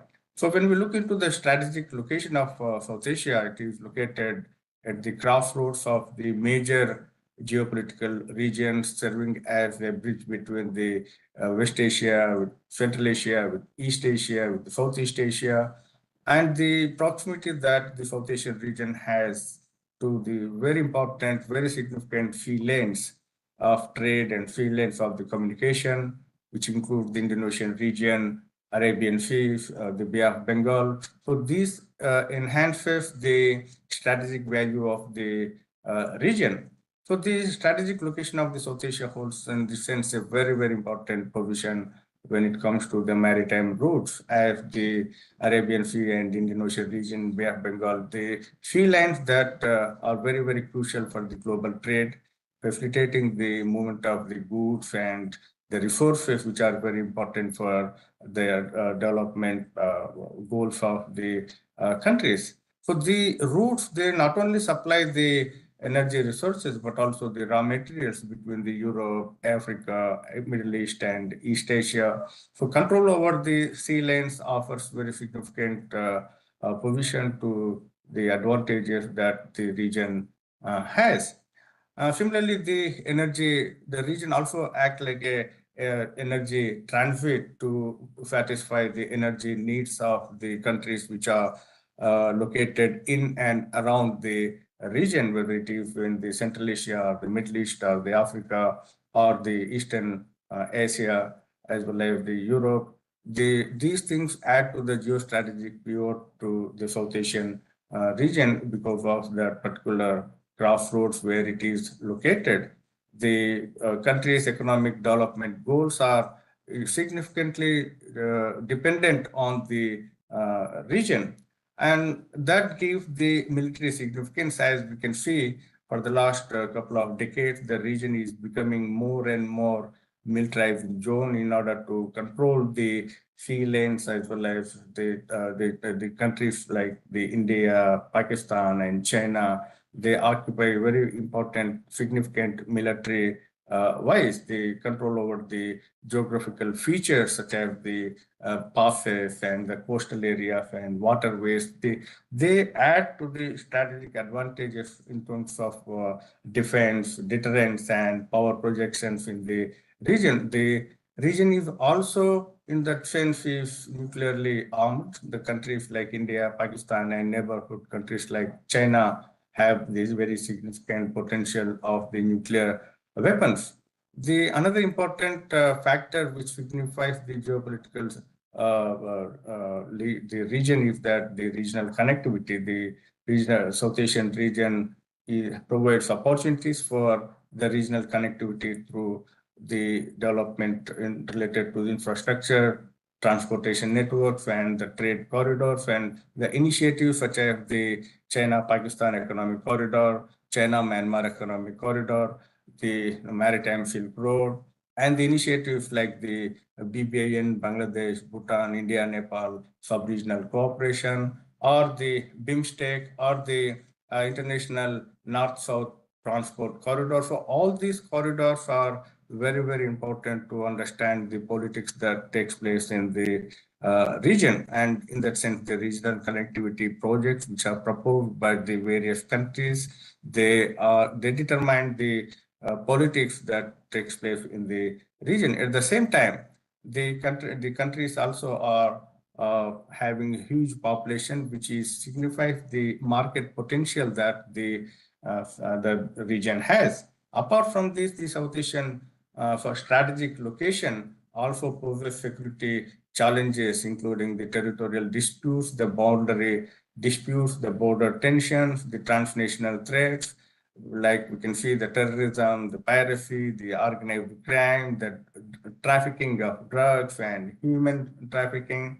So at least all these things, all these dynamics, they are influenced by the competing national interests, the historical rivalries that existed, the unresolved conflicts that existed between the countries. So this differentiates the diplomatic efforts between the countries for cooperation, whether it is the bilaterally or the multilaterally, to address the security concerns of the countries very significantly. So they provide an opportunity for the diplomatic influence to both the countries within the region as well as the extra-regional powers. As a result, we can see the growth of the role by the extra-regional powers, the big major powers, the big powers, as well as the initiatives such as the FARC and FAPTA and FAFTA. These initiatives in the 1980s and 1990s, and in the modern times, the initiatives such as the BIMSTEC and BBIN,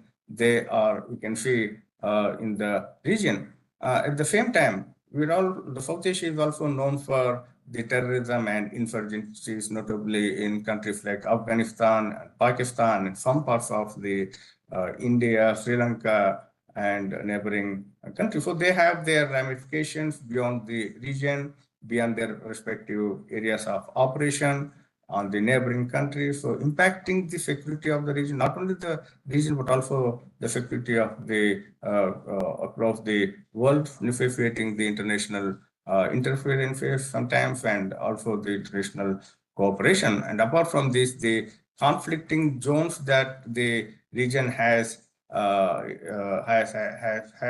brought, all these things, they provide a very significant position to South Asia in the across the world, and as a result, they also have their implications and impact on India's foreign policy in dealing with the neighboring countries. Similarly, the characteristics that we can see before going to the characteristics, let me tell you about the historical context and colonial legacies that the region has. The historical context has led to the political fragmentation in the South Asian region because of the colonial past, because of the differences that the region holds, the diversities that the region holds, whether it is the diversities related to the linguistic diversities or the religious diversities or the ethnic diversities. The partition of the country in 1947, which led to the creation of India and Pakistan, and further partition of Pakistan in 1971 for the creation of Bangladesh. So all these are the direct consequences of the colonial past that we have inherited from the British rule, and because of which the migration, the problems of migration, the problems of the displacement of the millions of people, so leaving the very deep scars on the interstate relations in the region, and the ethnic and religious tensions, conflicts, the colonial powers, they have very often used the ethnic and religious differences as to maintain their own control on most of the territories of the region. So this legacy has persisted, leading to the conflicts and communal violence in the post-colonial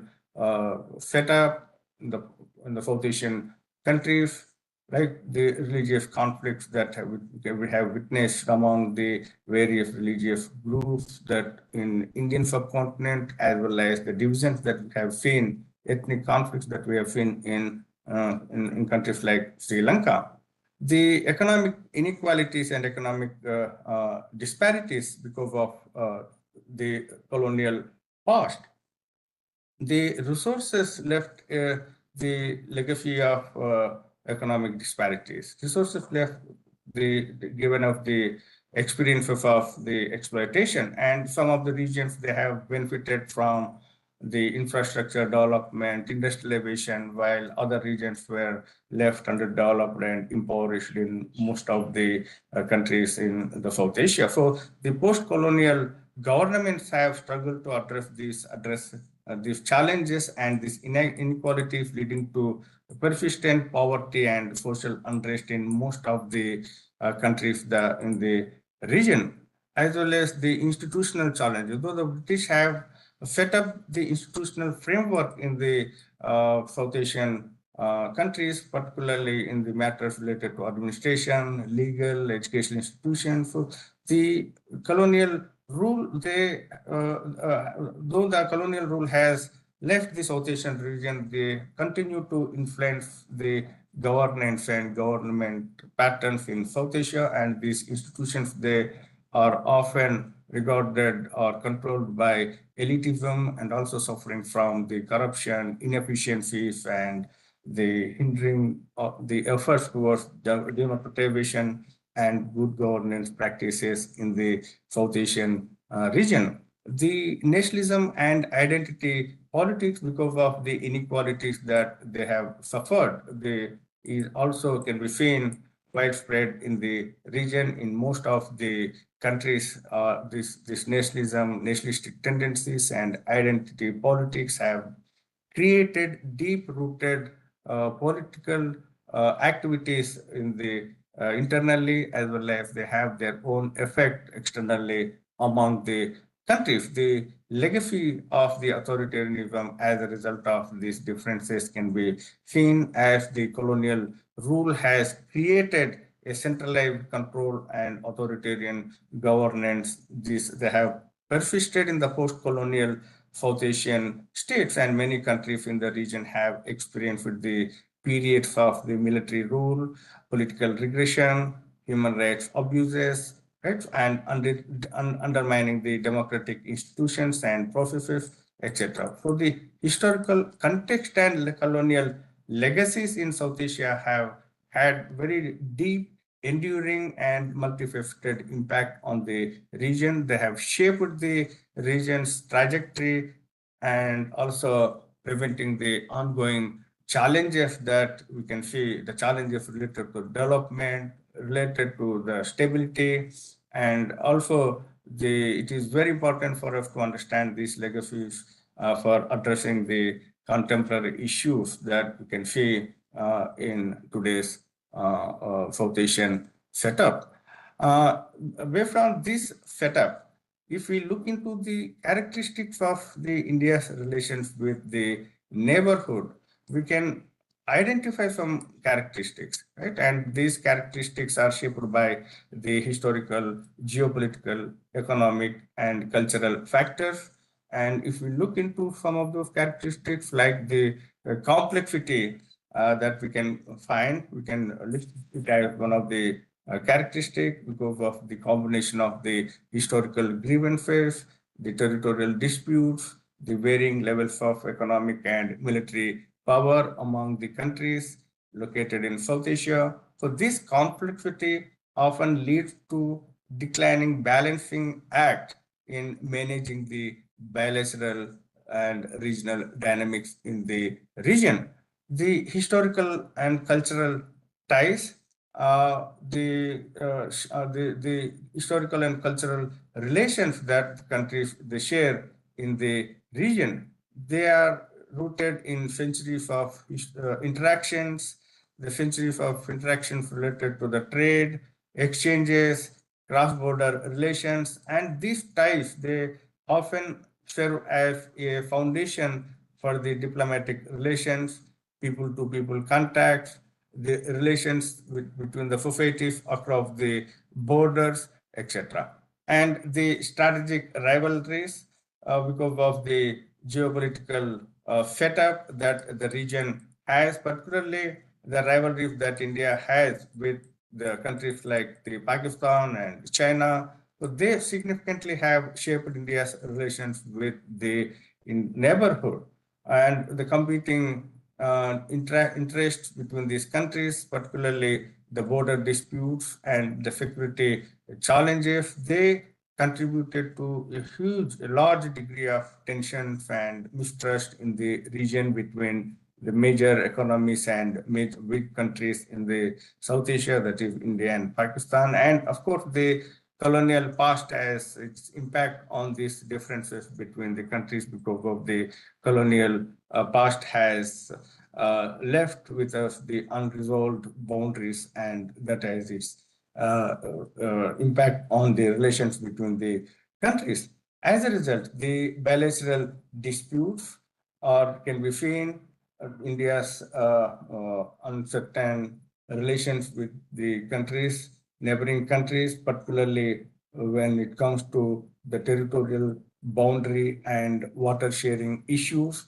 So these disputes have its impact on the progress in the bilateral relations and contributing to the periodic tensions between India and the neighboring countries, particularly when it comes to sharing the resources, the water resources, to the boundaries, borders, the tensions prevalent, and this they have been continuing for the last 7 decades. The economic interdependence is another feature that we can see, and particularly the India's relations in terms of the economic activities with the neighbors is predominant when it comes to the trade, investment, development, cooperation, etc. Though we can term it as economic interdependence, but mostly it is characterized by the neighborhood's dependency on India for their economic development activities, for the trade investment activities, for the export import activities, as India is one of the biggest economic powerhouses in the region. Their dependency on India for imports and exports are huge. The countries like Nepal and Bhutan, their economic dependency on India is more than 60% to 70% when it comes to the exports and imports. Within this, the regional cooperative initiatives can also be found. India participates in various regional cooperation initiatives in the region. For example, the SAARC, the BIMSTEC, the Bay of Bengal initiative for the multi-sectoral technical and economic cooperation, which is aimed at building the cooperation between the Bangladesh, India, Myanmar, Thailand, Sri Lanka, Nepal, Bhutan, right? And this kind of initiatives can be seen in the form of regional cooperation. Lately, though, the institutions like SAARC were set up in 1980s because of the disputes that the India and Pakistan had because of the problems in between the countries. The SAARC could not though it is taken off, but it could not sustain as the as per its objectives. As a result, India is now focusing more on the sub-regional cooperation with its immediate eastern neighborhood, that is Nepal, Bhutan, Bangladesh, and the external other neighborhood like Myanmar and the Southeast Asian countries. The most important element that determined the relations between India and the neighborhood is the soft power and the cultural relations that we can see. The soft power in terms of the ethnic relations, the diaspora, Indian diaspora, which is located in or the historical relations that we have with the neighboring countries, the people to people movement that used to take place before the hard boundaries and hard borders came into existence after the partition. They even today they play a very predominant role in determining the relations with the neighborhood, whether it is the ethnic relations that the border people they have with the people of the other side of the border. They determine the relations most of the time. The cross-border relations between the countries play a very, very important role. The diplomatic outreach. India's diplomatic outreach is towards enhancing the cooperation between the countries, and of course, the addressing the mutual issues, concerns, right, and the to resolve the issues. And for that, for example, the neighborhood first policy or the Act East policy through Northeast sub-regional cooperation policies. So all these are efforts in order to reach towards the countries, neighboring countries, and also giving priority to the neighboring countries. The neighborhood first policy is one such example where India has prioritized its relations with the neighborhood when it comes to the foreign policy. As a result, the security cooperation becomes an imperative in the region. There are several, apart from the traditional issues of security, the non-traditional issues of security, whether it is the refugee problem or the migration problem or the trafficking, drug trafficking, human trafficking, the maritime security or the regional security or the disarmament activities, other kind of issues that are prevalent, terrorism, the security cooperation with the neighboring countries can be seen as growing over a period of time. For example, India's cooperation with Nepal, India's cooperation with Bhutan, the Sri Lanka and Bangladesh can be categorized as part of the security cooperation. Though we do not have the security complex theory of cannot be applied here, but to some extent on certain issues, the security cooperation between the countries is possible. We still have to explore the areas of cooperation where the countries can cooperate with each other on the security related issues. At the same time, the asymmetric power relations can also be seen existing in the region, as India is the biggest and in terms of size, in terms of geography, in terms of population, in terms of economic strength, right? There exists a very asymmetric power relations that are there, and the asymmetric power relations is the main issue among the neighboring countries. The smaller countries, they feel threatened by the big power house like India. The existence of India itself as a main security challenge. They see India as the greatest security challenge for their existence. But at the same time, the asymmetric power relations are addressed, have to be managed properly. The differences that have to be addressed properly. For that, India's policy towards the neighborhood in promoting the cooperation in terms of economic assistance, in terms of security assistance, plays a very, very important, very significant role. So overall, the India's neighborhood relations can be characterized as multifaceted, very complex, very deep-rooted in the historical legacy. They are the mixture of the cooperation as well as competition, mixture of cooperation as well as the conflict. So the cooperation, competition, and conflict can be characterized as the basic elements in the relations with the neighboring countries. And of course, the historical legacies are there. And navigating these complexities requires very important diplomatic efforts, diplomatic skills, and of course, the strategic foresight among the leadership of not only India, but also the neighboring countries. And of course, more importantly, the commitment towards fostering the peace, stability, and prosperity in the region. As a whole,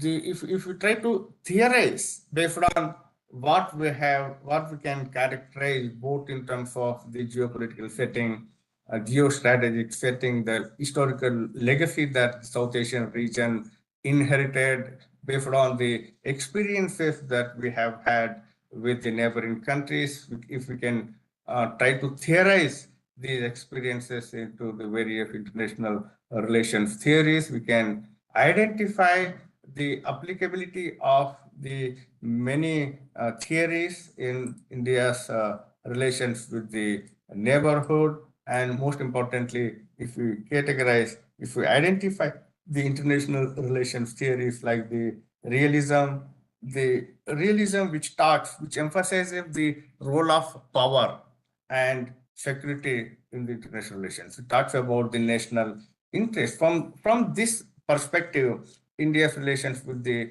neighborhood are driven by the strategic interests and the pursuit of the national security. The realist scholars would analyze the India's relations, such as the military built up, the India's actions, such as the military built up, or building the alliances in terms of the securing not only its its interest, but also in terms of the interest of the region can be seen from that realist perspective. When it comes to the idea of neorealism, which focuses on the structures and the distribution of power in the international system, the scholars who apply the neorealist school of thought, they analyze India's relations from this context of the regional balance of power, considering factors such as the rise of China, the role of major powers in the like the United States and other major powers in the region from the neo-realistic perspective, where the institutions such as the cooperative frameworks like the FARC and BIMSTEC and BBA and other institutions which provide deep interdependence between the countries is from that perspective. The liberal school of thought, which emphasizes on the role of institutions, particularly the norms and interdependence between the countries in shaping the international relations.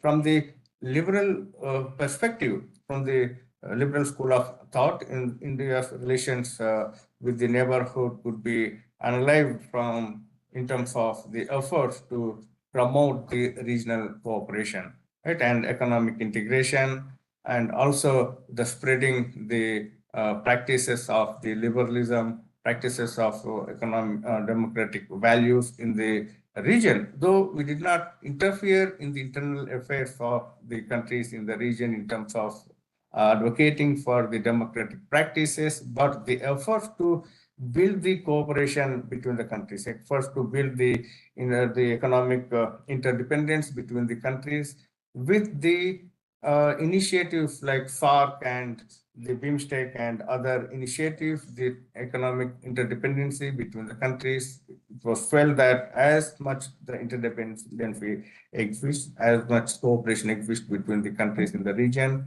region can prosper and also can address many of the challenges that differences that are there between the countries. Similarly, from the constructivist school of thought, which emphasizes on the ideas and identities and the social norms and practices and the rules in shaping the state behavior. The scholars from the constructivist school of thought, they analyze India's relations with the neighborhood in terms of the constructivism from the perspective that India shares the historical relations with the neighborhood as a result in terms of the narratives related to sharing the history, sharing the cultural practices, identities, ideas, norms, rules, the perceptions about each other, perceptions about threats that each other they faces, right? So how the issues like the territorial disputes or historical grievances, etc., can be understood from that perspective, and if those differences are understood from the constructivist perspective, though becomes easier for the countries to address the issues with diplomatic channels, to emphasizing on from the people perspective. On the other hand, the scholars who emphasize on the ideas of regionalism, where the regional security studies, they emphasize that specifically the region can benefit within the broader context of the geopolitics, with considering factors that the rivalries and the economic disparities and etc., the security dilemmas, etc., can be addressed by emphasizing on the regionalism, particularly the South Asian in the South Asian regional context.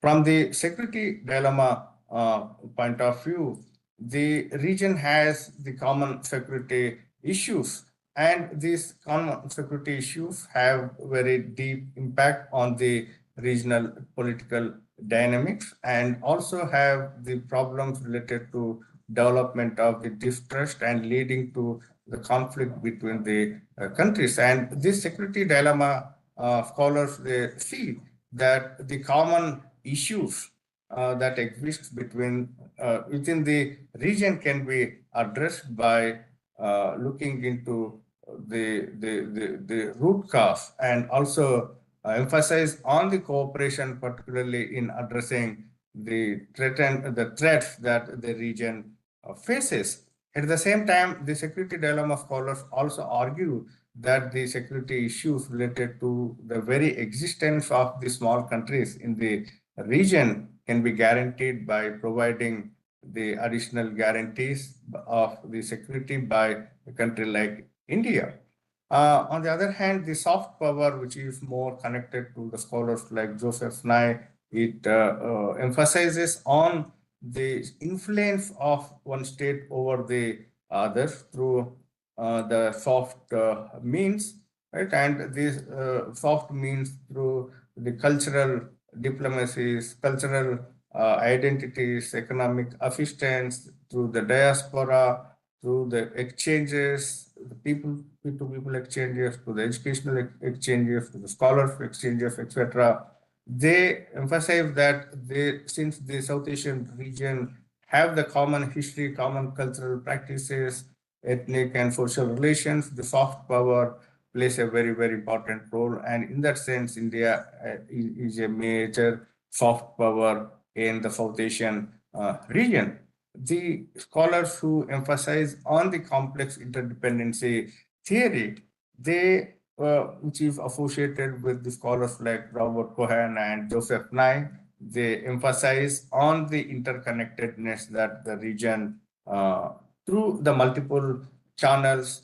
It argues that the more interconnectedness between the countries, the less chance for the conflict and the more increased opportunities for the cooperation, the less chance for the conflict, and the relations between the countries that exist in the South Asian region, particularly in the context of India and its neighborhood.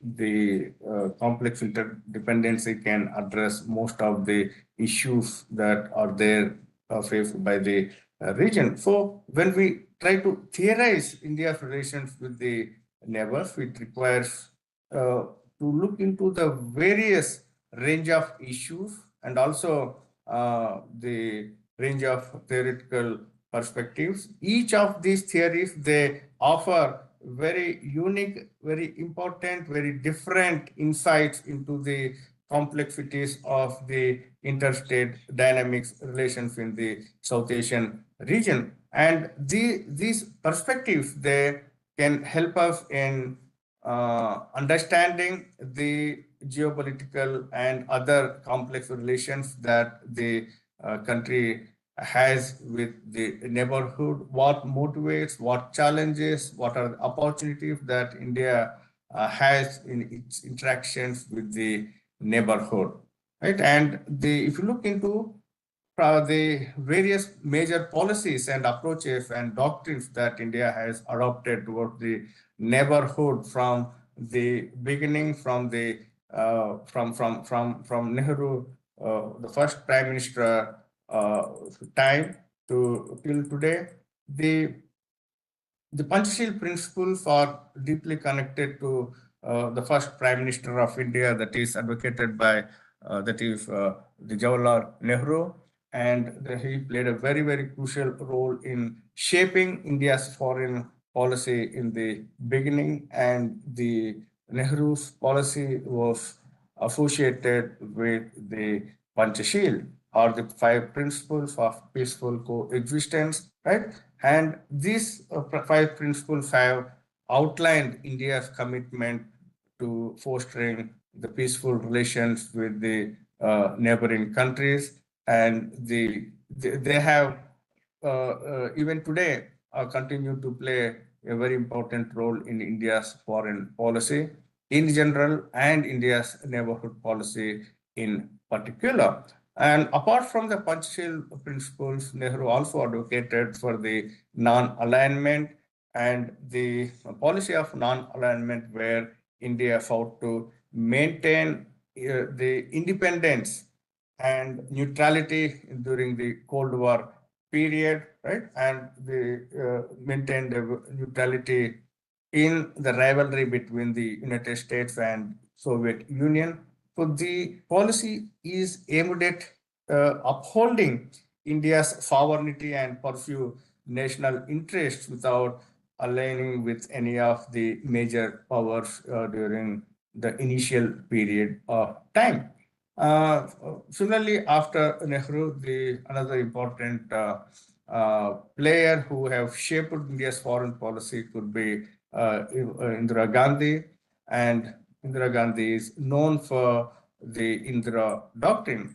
The Indira Gandhi served as the Prime Minister first in several terms, and the first term from 1966 to 1970, the middle of the 1970s, and from 1980s to 1980 to 1984. So the neighborhood policy of Indira can be characterized by the mix of pragmatism, strategic assertiveness, and the regional engagement. And her approach particularly was shaped by the geopolitical settings of that time, the security concerns that India has faced, and the desire to safeguard India's interest in the immediate vicinity. And if you look into the Indira Doctrine, the major major point of Indira Doctrine was to shape India's foreign policy in a more assertive way. So in that sense, the Indira Gandhi's policy was marked by more assertive stance on the foreign policy matters, including the matters relations with the neighboring countries, and she emphasized India as to play a important regional power role, and also she attempted to assert India's influence in the South Asia and beyond. And in that, during Indira Gandhi's period, the major developments that took place in the region, whether it was the Bangladesh Liberation War, India's support to the Bangladesh Liberation War in 1971, and also India's assertive posture in annexing the monarchical state like Sikkim into India in 1975. So this assertive diplomacy has attempted to make India into a position where India could be considered as a major regional power, and also to develop that credibility for India to have a net security provider to the region. Followed by the Indira Gandhi, Rajiv Gandhi's initiatives.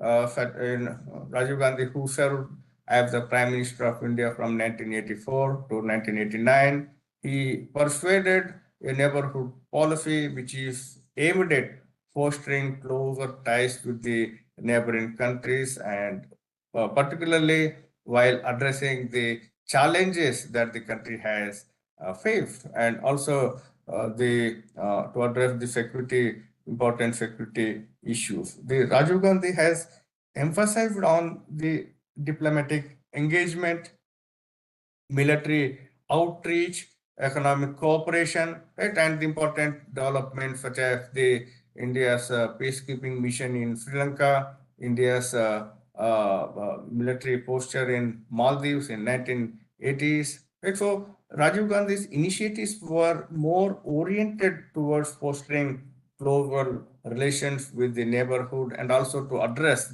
some of the challenges that the neighboring countries have faced during that particular point of time. At the same time, Rajiv Gandhi also has emphasized on the SARC and regional integration measures. The SARC was initiated in 1985, and the main aim of the SARC was to promote the regional integration, economic cooperation, people-to-people exchanges among the South Asian countries. So Rajiv Gandhi has provided that platform for fostering the dialogue and collaboration to address common problems that the countries were facing at that particular point of time. Followed by Rajiv Gandhi, another major doctrine which can be identified in the process could be Gujral doctrine, and more importantly, Gujral has emphasized on who served as the Prime Minister of India in 1996. Before that, Gujral was the External Affairs Minister. So Gujral was emphasized on more generous position to India, right, and accommodating a position where India can accommodate towards the interests of the neighborhood. So the principle of non-reciprocity was emphasized in the Gujral doctrine, which means that India would provide assistance, concessions to its neighbors without expecting anything in return from the immediate neighborhood, without expecting any kind of reciprocity from the neighborhood. He felt that India as a major power, as a big power, has a major responsibility in the region. Somehow the Gujral doctrine has shaped the foreign policy of the country in the following years. And P.V. Narasimha Rao's lookist policy and the economic liberalism has also deeply has impacted the region. The lookist policy, which is particularly emphasized on building the economic relations with the Southeast Asian countries, and also to increase the strategic presence, India's strategic presence in the Asia Pacific region. Though it has more focus towards building the cooperation with the Southeast Asian countries, but also has featured the South Asian countries in its relations with the Southeast Asian countries. When it comes to India's role in ASEAN, or India's role in the Asia Pacific region, he has tried to accommodate the interests of the neighboring countries also. So during the P.V. Narasimha Rao's time, the government of India has made very substantial efforts to improve the relations with the neighborhood, particularly the diplomatic relations that were developed with China after a long gap of absence of the relations. Similarly, the relations with the Pakistan. So the diplomatic initiatives were undertaken to reduce the tensions, to promote the dialogue, as well as to enhance the cooperation in various areas, including the trade, security, and cultural spheres during the tenure of the P.V. Narasimha Rao. Similarly, during the Vajpayee's tenure, Vajpayee has served as the Prime Minister of the country in three separate occasions. So he has persuaded the foreign policy, which is more characterized by the mix of we can say, the pragmatism, diplomacy, and the strategic vision. The neighborhood policies, in that sense, is able to promote the peace, stability, and cooperation in the South Asia, and at the same time without compromising on India's strategic interests in the region. So if we look into the major developments that have taken place during the Vajpayee's tenure, whether it was the bluff diplomacy or the nuclear tests in 1998, or the bluff diplomacy in 1999, right? Or the standoff with the Pakistan after the attack, after the Kargil. So the developments that took place during the Vajpayee's tenure, though the efforts were made to build the peaceful, friendly relations with Pakistan, we have seen how the Pakistan has reacted because of the internal dynamics that the country has on its own.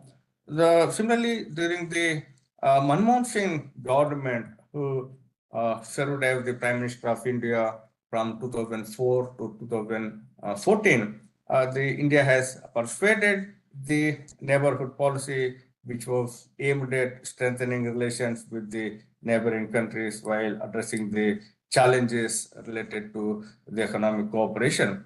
The emphasis was given on to the diplomacy, economic engagement, as he himself was a strong believer of the liberalism as well as economic integration in the region.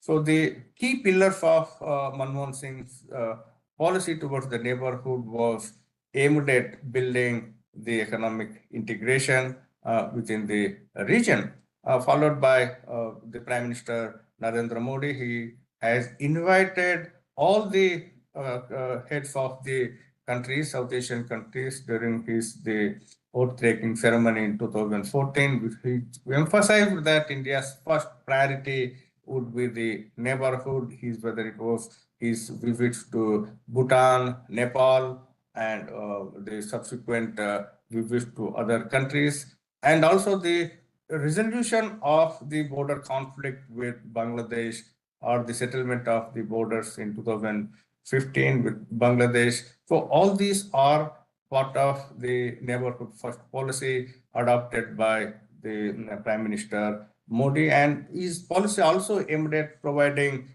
India as a net security provider to the interests of the neighborhood. And during the tenure of the Prime Minister Modi, we can also see the rise of the sub-regional cooperation and the connectivity projects, the development of the infrastructure projects, the development of the corridors connecting Nepal, Bhutan, Bangladesh to the northeastern India, to the Southeast Asia can also be seen. And as a result, we can see the new areas of cooperation, new avenues for the trade between the countries can also be seen. So the integration and economic and security cooperation can be seen evolving for the last 10 years. As a result, the sub-regional cooperation can also be seen. The sub-regional cooperation is a concept which has evolved in the South Asian region, particularly when it comes to developing the trade relations between India, Bhutan, Nepal, and Bangladesh, and India providing the transit access to countries like Nepal to connect to Bhutan, Bangladesh, to Bhutan to connect to Bangladesh, and as a result, he has emphasized on building the corridors for the cooperation, and also the initiatives like the BIMSTEC has been strengthened during the tenure of Modi. So if you look into the very important bilateral agreements that India has signed with the neighboring countries, as soon as the independence came in, the very important bilateral agreements were signed with Bhutan in 1949 and with Nepal in 1950. India has engaged in numerous bilateral agreements with the neighboring countries across the various sectors, whether it was trade or security or infrastructure, cultural exchanges, right? And these treaties have played a very, very important, very significant role in the subsequent years, determining the relations between the India and the neighboring countries. For example, the India-Bhutan Friendship Treaty. So this treaty has outlined the very close political, economic, and cultural relations between India and Bhutan, right? And India has provided the financial assistance to the first and third 5-year plans of Bhutan, even today, very recently, India has provided the financial assistance to Bhutan for the 5-year plan. So India has played a very important role in the economic development of Bhutan.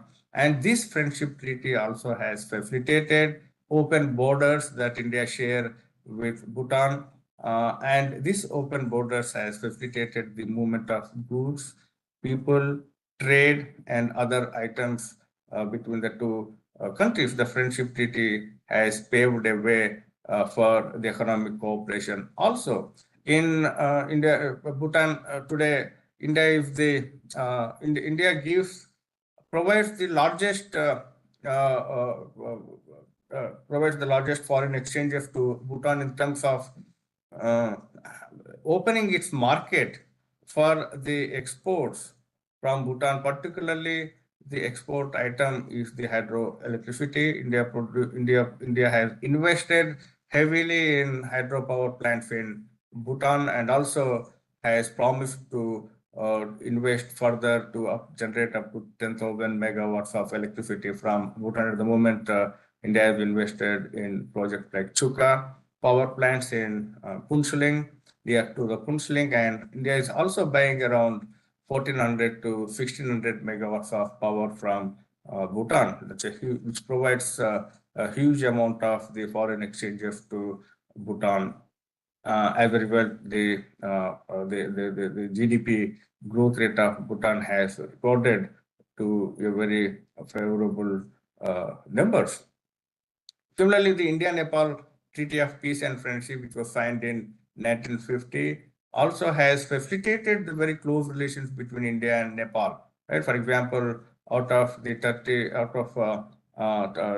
crore population of Nepal, more than 80 lakh people, they work in India because of the Treaty of Peace and Friendship, which has emphasized on opening the borders for the people of both the countries to whether to procure for the trade or to work in each other's territory, as well as to purchase the what do you call the properties in each other's territory. But at the same time, in the treaty also has undergone several criticisms from the Nepal side and also some of the eastern Himalaya side of the India. In 1980s, the Gurkhaland movement has opposed the Treaty of Peace and Friendship, where it has alleged that the treaty has facilitated the free movement of people, changing the diaspora, the demographic, the demography of the Eastern Himalayas and contributing to the large number of the Nepalese population settling in the Eastern Himalayan hills. Of course, it has many controversies, but at the same time, the treaty is still prevalent. There are some committees which are formed, particularly the committee which is called as the Eminent Persons Group, EPG. The committee was formed to look into the problems and the prospects that India-Nepal faces, and the committee has submitted its report in 2018. Though the report is not yet out, but the report says to revisit the Treaty of Peace and Friendship of 1950 and to re-look into the treaty, whether to check some of the clauses related to the movement of people across the borders to be seen. Similarly, though India-Pakistan has developed the enmity in the form of the conflicts that the country have seen from 1947, the 1948, 1949, right, and subsequently in 1965. Though amid the tensions that both the countries have, the Indus Water Treaty is one of the examples where they have also agreed upon to resolve the sharing of the river water related to Indus water, of course, mediated by the World Bank. Of course, it is also criticized in terms of India giving excessive concessions to Pakistan in terms of the sharing the river water, which was signed in 1960s, right? At the same time, the Indo-Bhutan Trade and Transit Agreement of 1972, subsequently, which was the result of the negotiations on the 1949 treaty. The transit agreement was revisited, and some of the portions were re-looked into upon, and particularly the transit of goods and access to some of the ports to the Bhutan for its trading activities were included. The India-Sri Lanka Accord of 1987, which is also well known as the Rajiv and Jayawardene Accord. This accord has given space to India to look into the ethnic conflict in Sri Lanka and also to check or to advise Sri Lanka about the provincial councils and promote and also giving some space to the Tamilian causes. Of course, the treaty also is very controversial in the sense that the treaty has paved way for Indian IPKF to locate in Sri Lanka, which was opposed in the subsequent years by the government of Sri Lanka, which led to a better relations between India and Sri Lanka in the over a period of time. The India-Myanmar Land Border Agreement, which was signed in 1994, the enhancing this agreement was very important in determining the subsequent years India-Myanmar borders, as there exist large number of ethnic groups on the either sides of the borders. These ethnic groups have opposed this agreement. At the same time, the agreement also has provided a mean for the movement of people by creating some open spaces where the people can go into the other side of the borders. And as a result, we can see several implications in terms of trafficking, in terms of insurgency, in terms of the ethnic relations taking place, and they also have played a very important role in determining the India-Myanmar relations in the subsequent years. The India-Afghanistan Strategic Partnership Agreement, which was signed in 2011, has facilitated India to engage itself in more than 130 projects with the investment of more than $300 billion. Of course, the 2021 developments that took place in Afghanistan has raised doubts about India's engagement in Afghanistan, but so far the relations have not that soared in continuing India's involvement in the development of the various sectors which are aimed at peaceful for the peace and promotion of peace and stability, and of course the economic development of the people of Afghanistan. The Bangladesh land boundary agreement, which was signed in 2015, is a major step. The agreement has facilitated the exchange of clusters that both the countries have located in each other's territories, and this agreement has facilitated to keep the people who wanted to stay in either side of the borders or to move towards the other sides of the border. So all these are the agreements which have which represented, which can be called as very key and milestone agreements when it comes to India's relations with the neighboring countries, and these agreements have contributed to the regional stability, economic development, cooperation. At the same time, has influenced the relations with the neighboring countries. So when we talk about the relations with India's balanced relations with the other countries, these agreements have played a very important role. There are people who have supported the agreements, and there are voices who have opposed these agreements. And in subsequent years, the subcontinent's politics were shaped by these agreements.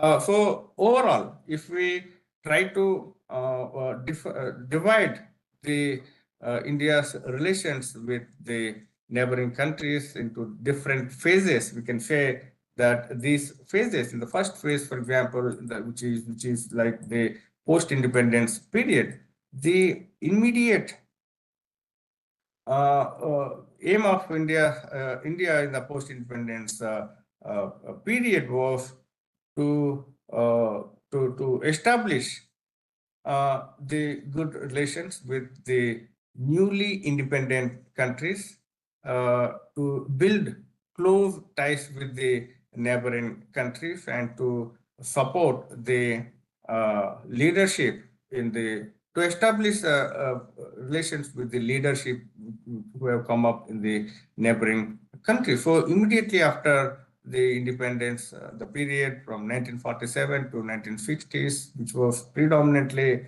the Nehruvian period, the emphasis was given on building the close ties with the neighboring countries, whether by signing the bilateral treaties or by establishing close ties with the leadership.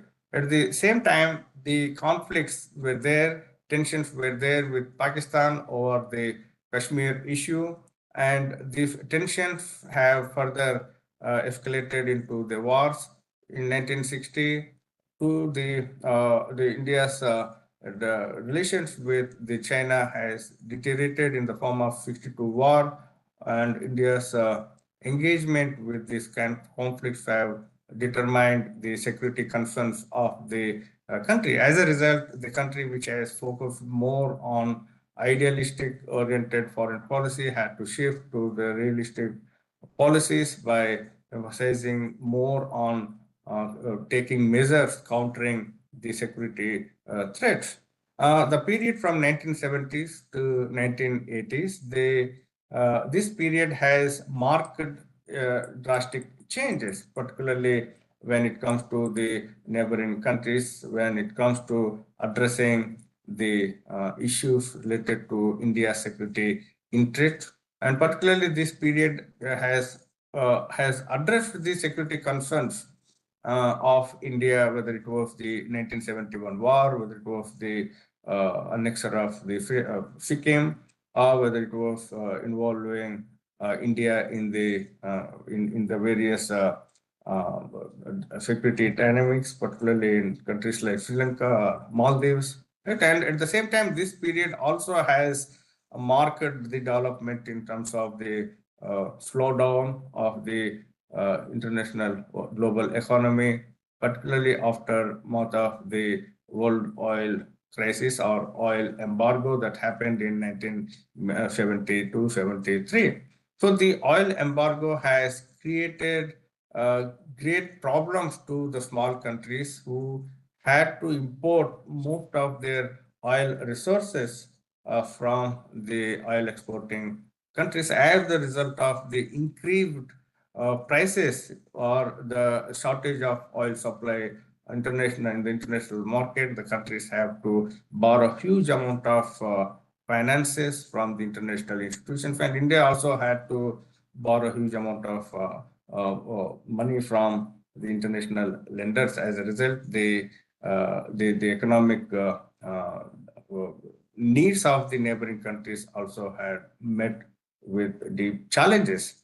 The the tensions with Pakistan persisted during the 1970s and 1980s, and the Cold War politics also have deeply impacted in the regional dynamics, right? The 1965 war, 1971 war, and the subsequent support of the United States to involvement in the regional politics, the USSR involvement in the regional politics can be seen in 1970s and 1980s. And particularly when it comes to the USSR intervention in Afghanistan, which has opened the doors for the close security relations between Pakistan and United States, and the presence of the great powers in the in South Asia region can also be seen in the late 1970s and early 1980s. And those events have pushed the country to take support of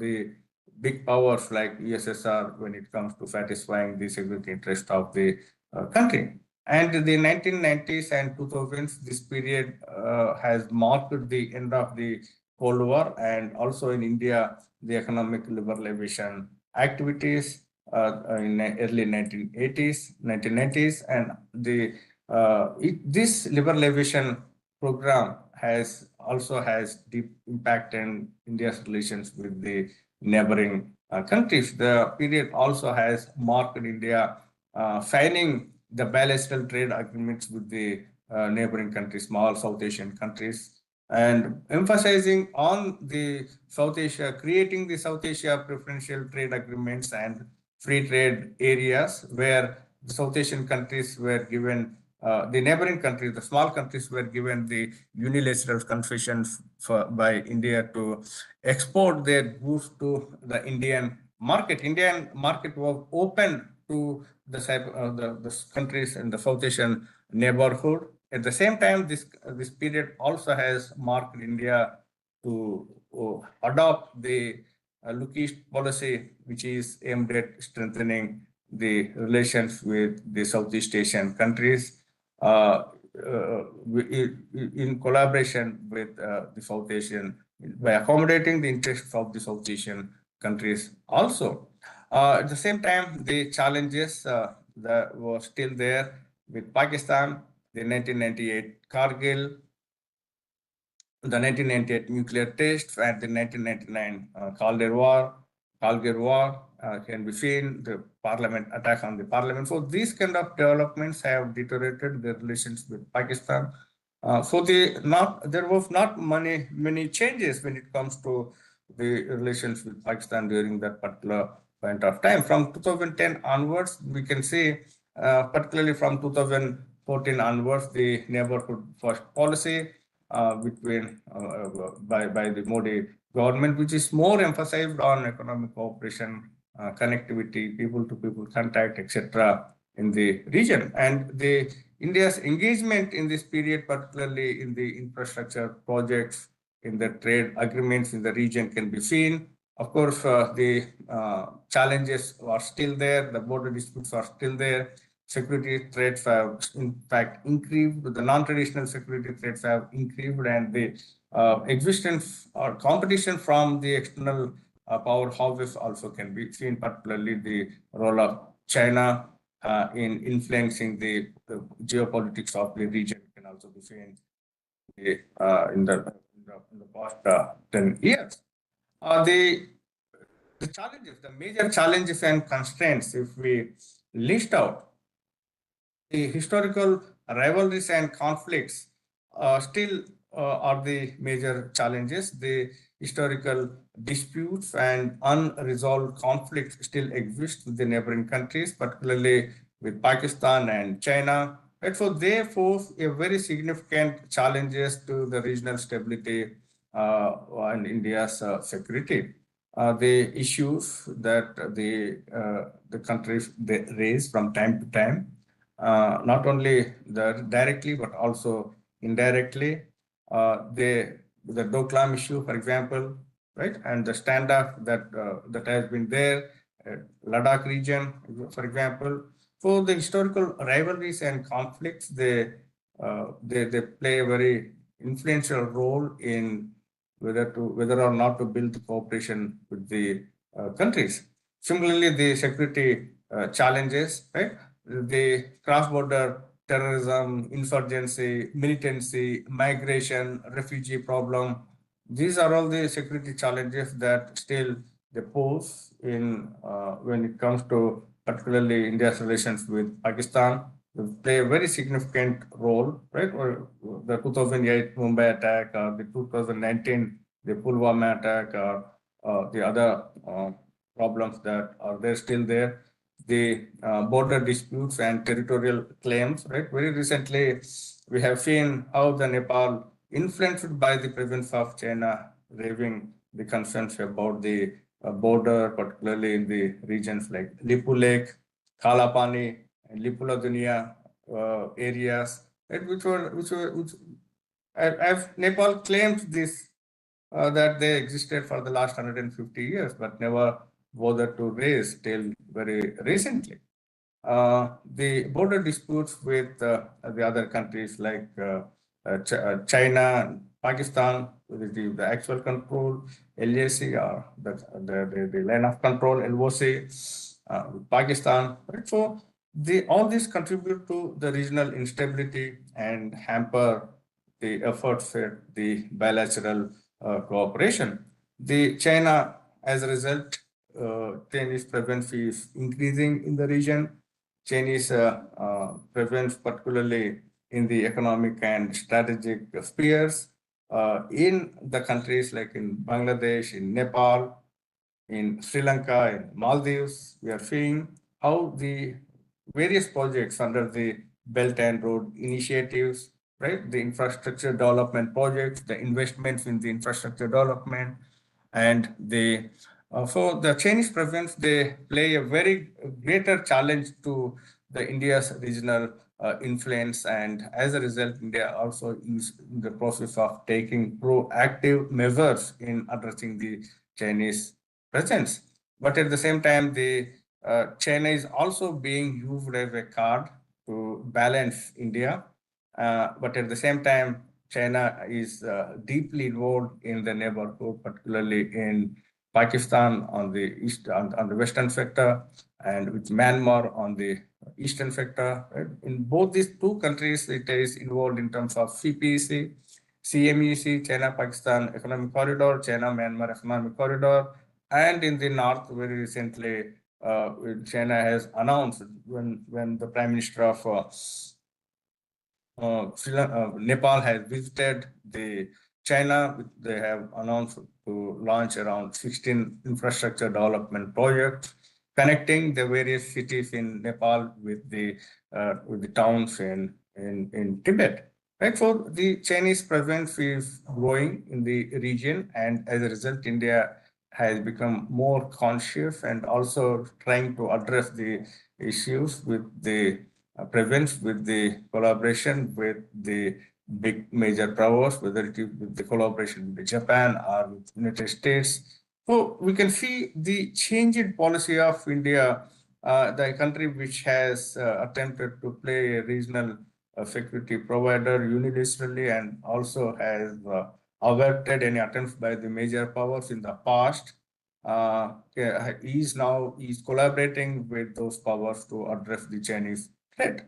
The economic disparities and development challenges still exist. The problems within the neighboring countries, particularly the economic disparities, have pushing these countries into more chaotic conditions. As these countries are into the chaotic conditions, they are inviting the presence of China or more and more depending upon India. So the effect, the implications of the economic disparities and development challenges in these countries, the collapse of the economy of their economies, or the over dependency on the external support, problems to economic growth, development. So they are the most important obstacles that India is facing in terms of building the cooperative relations with those countries. So the projects which are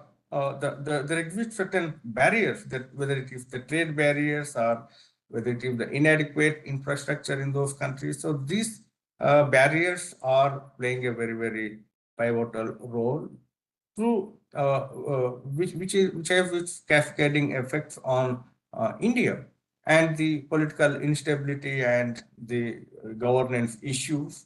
Particularly, you can see the political instability in Afghanistan, in Nepal, in Sri Lanka.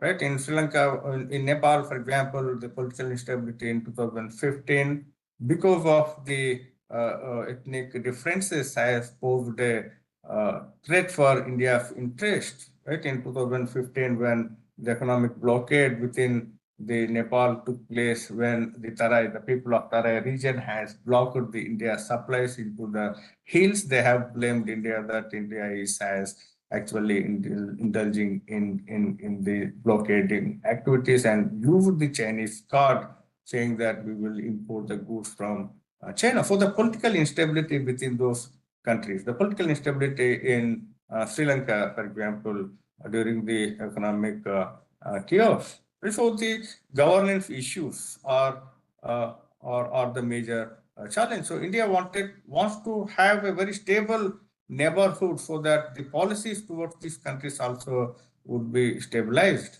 And the another important area where serious challenge is posed is the water sharing and environmental concerns. For example, in South Asia, except Indus Water Treaty and the Ganges Water Treaty on the Hirakud project, none of the water treaties are signed on other rivers. For example, India and Bangladesh, they share around 56 river waters, and only on the agreement on the Hirakud project exist, and remaining 50 rivers are still, there is no agreement. As a result, whenever India wants to, or Bangladesh wants to sign an agreement on the, for example, Teesta Water Treaty, or the Teesta River is a very, very important economic river for economic activities in the northern part of the Bangladesh. More than 2 crore population are dependent on the Teesta waters.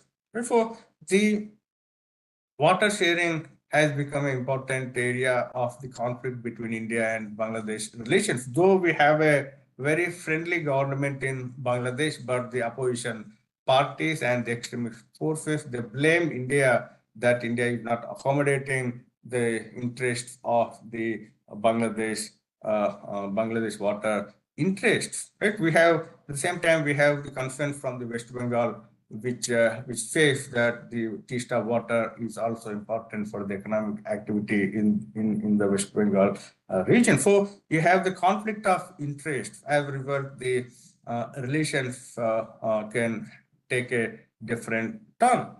The migration and refugee issues are another major issues that we can see, particularly when it comes to the refugees, the Rohingya refugees in Bangladesh, and the illegal penetration of these refugees in many of the northeastern regions have raised several concerns whether or not to close the borders or to make the borders very hard so that the refugees would not be penetrated into India's territories. So as a result, the borders which were soft in otherwise are in the process of becoming very, very hard. When it comes to creating hard borders, then the historic relations will suffer. The people-to-people movement will suffer. So addressing all these challenges, they require India to adopt a multifaceted, different kind of approach. It is very difficult for, it will become very difficult for the country to balance the security concerns, at the same time promoting the stability, at the same time promoting the economic development, regional cooperation in the neighborhood. And all this requires very different diplomatic maneuvers as well as the confident building measures. So if we look into the continuity and changes from the beginning, we can see that the continuity in the historical and cultural ties, right? India shares very deep historical and cultural ties with the neighborhood, the Nepal, Bhutan, Sri Lanka, Bangladesh. We take any country that India shares borders with. All these countries are connected to the historical and cultural ties and social ties with India, right? And the geopolitical dynamics, very complex geopolitical dynamics that exist in the region. Historically, India wants to maintain a position of security provider to the region, but at the same time, that ambition itself is creating tensions and conflicts, right, among the small countries. It also at the same time is threatening their interests. As a result, it is leading to disputes, the bilateral disputes, right, and these disputes are affecting very significantly in India's relations with the neighboring countries, particularly Pakistan, China, and to some extent Bangladesh and Nepal. Right? So they have led to the strains in the occasional strains and occasional conflicts between the countries. In terms of Pakistan and China, there is a consistency when it comes to Bangladesh. The internal politics of Bangladesh are hugely influenced by how the India's position towards Bangladesh, whether India is taking a hardliner step or giving concessions, etc. The economic interdependency is still there, though India has emerged as one of the biggest economic powerhouses in the world. The small countries, Nepal, 60% of Nepal's export, 70% of Nepal's imports have to come from India. Similarly, the around 100% of its energy needs have to be met with India, dependency on India. Similarly, Bhutan's external trade is dependent on India. Bangladesh, India is one of the not the top. Bangladesh top trading partner is China, but India is also one of the leading trading partners to Bangladesh. And so the economic interdependence, more dependency than interdependency, more dependency by all the South Asian countries except Pakistan on India, except Afghanistan on India. So the economic dependency is still there, still continues to exist for the last 70 to 75 years. The security cooperation can be seen half-strength, but at the same time, bilaterally security cooperation occasionally can be seen. The regional cooperation initiatives can be seen, but at the same time, the South, in place of South, there is a growing emphasis on BBIN, emphasis on the BIMSTEC, right? But though the priorities have shifted, the efforts are still continued, and there are also shifts in India's foreign policy. They have evolved over a period of time, reflecting the changes, the challenges, and the strategic interests at the global level, at the global dynamics, right? And also have changed India's priorities. As a result, the diplomatic outreach, whether it was from look-east policy to the neighborhood first policy, and so all these diplomatic outreach also have undergone huge changes from the Indira doctrine, where India was posing towards a very assertive position itself, to the neighborhood first policy, where India is accommodating the interests of the neighborhood through the Gujral doctrine, where India, as a major power, has a responsibility of providing the unilateral concessions to the neighboring countries. So I'll stop here. I'll be interested to receive the question so that we can have the discussion. And thank you so much.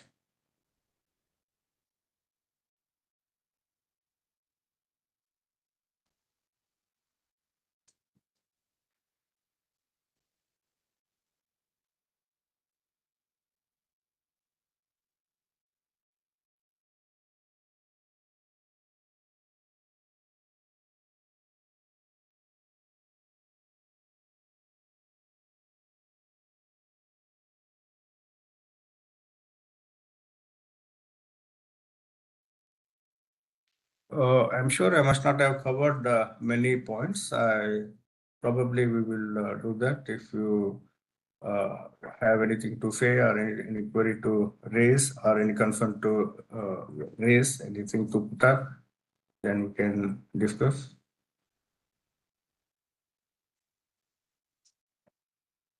Thank you very much, sir.